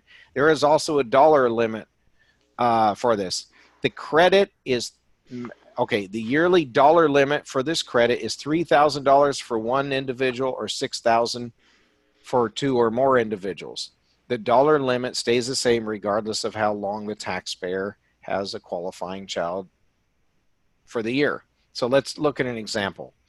Lulu's son, Brett, is 3 years old, goes to daycare provider while Lulu works. Her earned income is $65,000. Lulu paid $100 a week for 52 weeks for a total of $5,200 for the year for his care. Now, because the dollar limit for one individual is $3,000, she can only use the $3,000 of that amount to calculate her dependent care credit.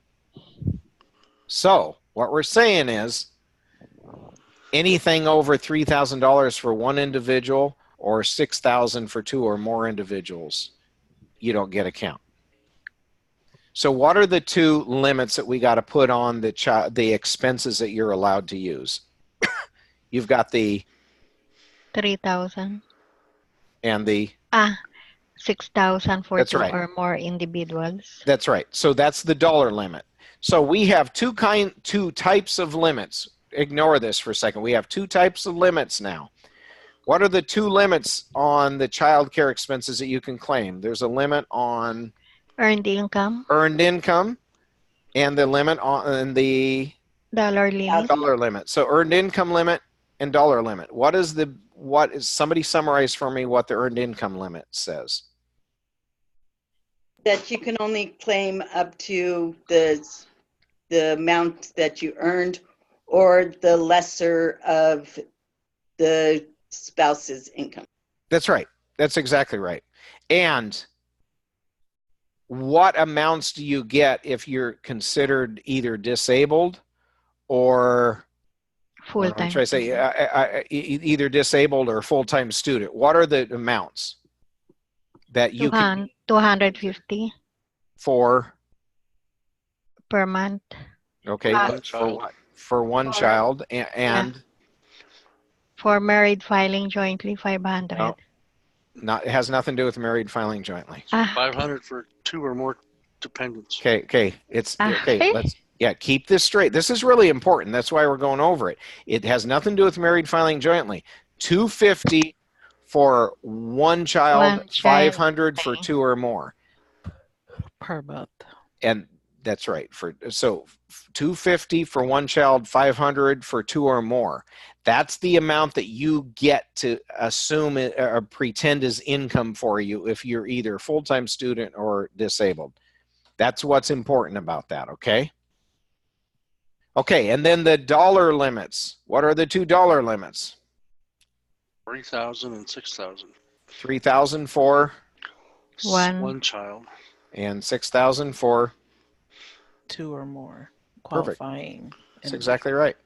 So if we have a married filing joint couple, they have, $25,000 in AGI, and they paid $5,000 in child care expenses.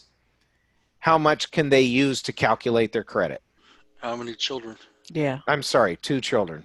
I knew what I was All of it. thinking. All of it. That's right. What if, again, same situation, except they have $7,000? How much can they take? 6,000. Okay, that's right. And that's what they use to calculate it. So, this is important, this point here. Taxpayers may be able to exclude from income any employer dependent care benefits. Remember, under a qualified plan. Remember, some benefits are taxable, some aren't. Remember, we talked about that. This is one that you should, in most cases, would be able to exclude under a qualified plan. So those can be excluded. Don't worry any more about that. Just know they can be. So this is where, by the way, where an employer is maybe providing child care for you or providing some finances to help you pay for child care. Okay. The employer can tell you if you'd qualify for the exclusion. So dependent care benefits, you calculate them on Form 2441. Okay. That's all I really want you to remember about that. You just calculate it on Form 2441.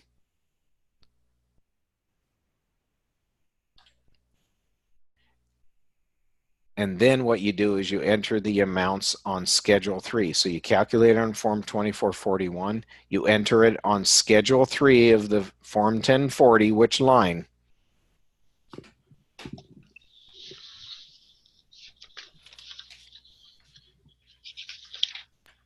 What line for what? The second line, wasn't it? It says They actually have line numbers on them. Go ahead and look at it. 49. 49. Yeah. 49, that's right. That's where you enter it. And then you have to attach a copy of the Form 2441. And then remember, child dependent care credit is non-refundable. So by the time you get to line 49, you have to have some tax liability left, don't you? Yes. Just like we started out the whole session with. There's a Form 2441. There in the middle, the B section is in boy. You'll see the different amounts. So this is there's a decimal amount here. You choose the decimal amount that corresponds with the amount of your income. See that? So what is the maximum percentage of your child care expenses you're actually allowed to claim just by looking at this? 35%. 35% for those that are $15,000 and less of income. 35%, 0.35. And you'd multiply that by what? Their expenses, whatever their expenses were. Right. Their expenses after you've applied which 2 limitations? The dollar, yeah. Well, that's one of them. That's only one. Earned income limit and then the dollar limit. You have to apply both of the limits. Once you've applied the limits, then you figure out where you're at on this and you do the multiplication, and that gives you your amount. And then You have to further limit it to what? Before you put it on the Form 1040.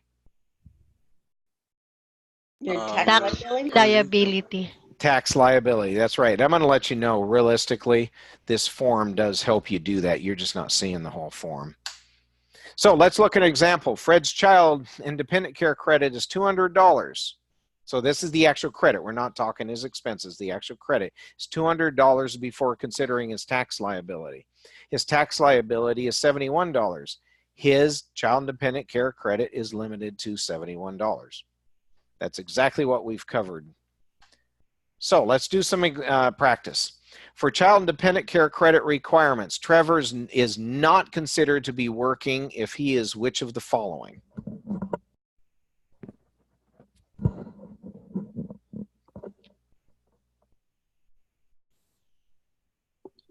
The last one? Married part-time student, Yeah, spouse working last- the entire year. The last one. Wait, There's our answer. married, Okay, well, let's go through this together. considered. It's okay. So, key word here, and this is this is test taking. Remember what I said about test taking. Don't necessarily have all the info always that you need, but work with what you got. Trevor is not considered to be working if he is which of the following. I always personally like to say, well, what are they really asking? They're saying that Trevor is considered to be working in all of the following except. So most of these are going to be considered to be working. So if he's single and working part-time, is he considered working? Yes.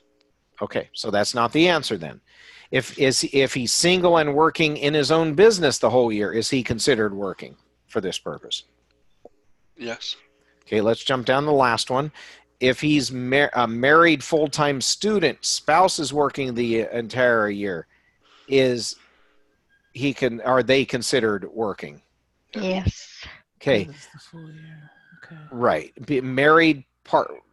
Well, it could even be part year work. It's the fact that Full they're time. right. Okay, so I think so. I think that's what we're saying. I want to That's make where sure I we're got saying. confused. The part time and the full time is what makes the difference. Part time means he's not considered employed. Right. Now, married part-time student, spouse working the entire year. All right. So here's the thing. Remember, the requirement is there's the work requirement you had to have worked, right? But I think some people get this piece confused. Remember when calculating this, the question is how much are you considered to have contributed if you're a student or disabled? Remember that $250 or $500 amount per month? Don't confuse that with the requirement that you work. Both spouses, if you're married and filing jointly, both spouses had to have worked. A part-time student is considered to have worked. So, excuse me, a full-time student is considered to have worked. My bad. A full-time student is considered to have worked. But not a part-time student. But not a part-time student. That's the point. It has to be a full-time student. So part-time is under 5 months, right? Yes. Correct.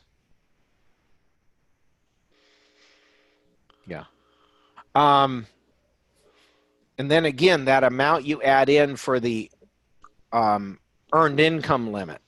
Don't confuse that. That's the one where it says, okay, you can have one spouse working and the other a student, and you only get to take one or the other, basically. So remember that? I thought to be a full-time student, they had to be attending what was considered full-time by the school, and usually that's 12 credits. And yeah, for at so least if they're 5 going months during the 6 year. credits, and they go to school all year, they're still only a part-time student. I love how your mind works, but I'm trying not to confuse everyone. You're right, but you're getting we're already way into the field here. I'm trying not to get too much detail out here, but you're right. Okay. So my point is don't confuse the requirement that both spouses work if you're married with the limit, the earned income limit. The earned income limit is the one that says, I'm going to just go back to it so you can see it. That's the one that says if you are a student, you get $250 per month for one child or $500 or more for two children. Remember that? But if you both worked or are considered to have worked, it's the smaller of you or your spouse's earned income. So if the smaller is because you're this amount because your wife went to college, then that's the amount you take. But this has to do with the earned income limit. That has nothing to do with this question here about whether or not Trevor is considered working. Because if he just sat around at home all day, all year long, guess what? He's not considered working, and it doesn't matter how much the others, his wife made, because they're not going to get it. This is the test, the work test. Does that make sense? Just remember the three main tests. What are the three main tests again? What's the first one? Qualifying individual. You have to have a qualifying individual. Perfect. What's the second test? Earned income test. You have to have earned income. That's what this is letting you know. Earned income, not earned income, it doesn't matter. You still have to have, both of you have to have earned income. Third test. Work-related test. Work-related test. You had to have work-related expenses test, to be exact. You have to have expenses that allowed you to work or look for work. That's the basics of it right there. Then you can also cannot be MFS. Remember that. Then beyond that, we just have some limitations on the amounts that you get to actually take for expenses. It's limited to your earned income and to that dollar amount, $3,000 or $6,000. Okay, let's go on to the next one. I have a question. Absolutely. So if one spouse was working and the other spouse was legitimately looking for work, they wouldn't be able to take the credit because she didn't have any income, right? No. That's why I'm saying separate income from working. Are they working? What's the definition? To qualify for this, you had to have paid child care expenses while what? Working or looking for work. Working or looking for work. So do they both, in that example you just gave, do they both qualify as working? It seems so. It does. It does, and it is. It's immaterial in that situation whether or not she actually earned anything. So when you went to do the actual apply going down the road here, you go to actually calculate this and you're applying the earned income limits. She has no earned income. And so that could run into, I'm thinking about that. That would be the lesser of the two, Yeah, right? it sure would. Yeah, it could be. Yeah, I think you'd be right. In that situation, you'd be disqualified, but it's because you're not really getting disqualified. You're getting zeroed out is what you're doing when you go to calculate it. Yeah, I think you would in that situation. Okay, I was just But it's important to keep them separate because there are situations where somebody might be, earning some off to the side and have some income, but this still applies. Okay? All right. Let's try knowledge check 2. Review this image for George Wright's W-2. What can George report as earned income? Okay, so the first question is just what can he report as earned income? His wages. Yeah, look at the whole thing before you answer. I want you to study that for about 15 seconds and then tell me what's his potential earned income. Wages plus combat pay if he decides to take it. That's right. So what's the answer? Box 1 of W2 and box. Okay, somebody give me the answer. Either 22,386 or 37,787. There you go. Nobody wanted to do the math. That's exactly right. You can take the amount in box 1, the wages. You can take just that. That's a possibility. Or you can take the amount in box 1 plus the amount in box 12Q for the combat duty. You can take one or the other. You can take either box 1 or box 1 plus box 12 in this situation. So that's what you can take as a report as earned income. Okay? And guys, it's really that simple. All right. So we have gotten through. You can see the next thing we're going to cover is education credits. We're not going to get into that today. So getting ready for the next session. Next session, we're still going to cover part of Unit 9. So we're still working on Unit 9. And yeah. Unit 9 or 14? I'm sorry. Session 9. I'm sorry. Ignore that. I have some other notes here to kind of keep me straight. I apologize. You are right. No, Amy. It's Unit 14. So if you've not read Unit 14, that's what we've been covering.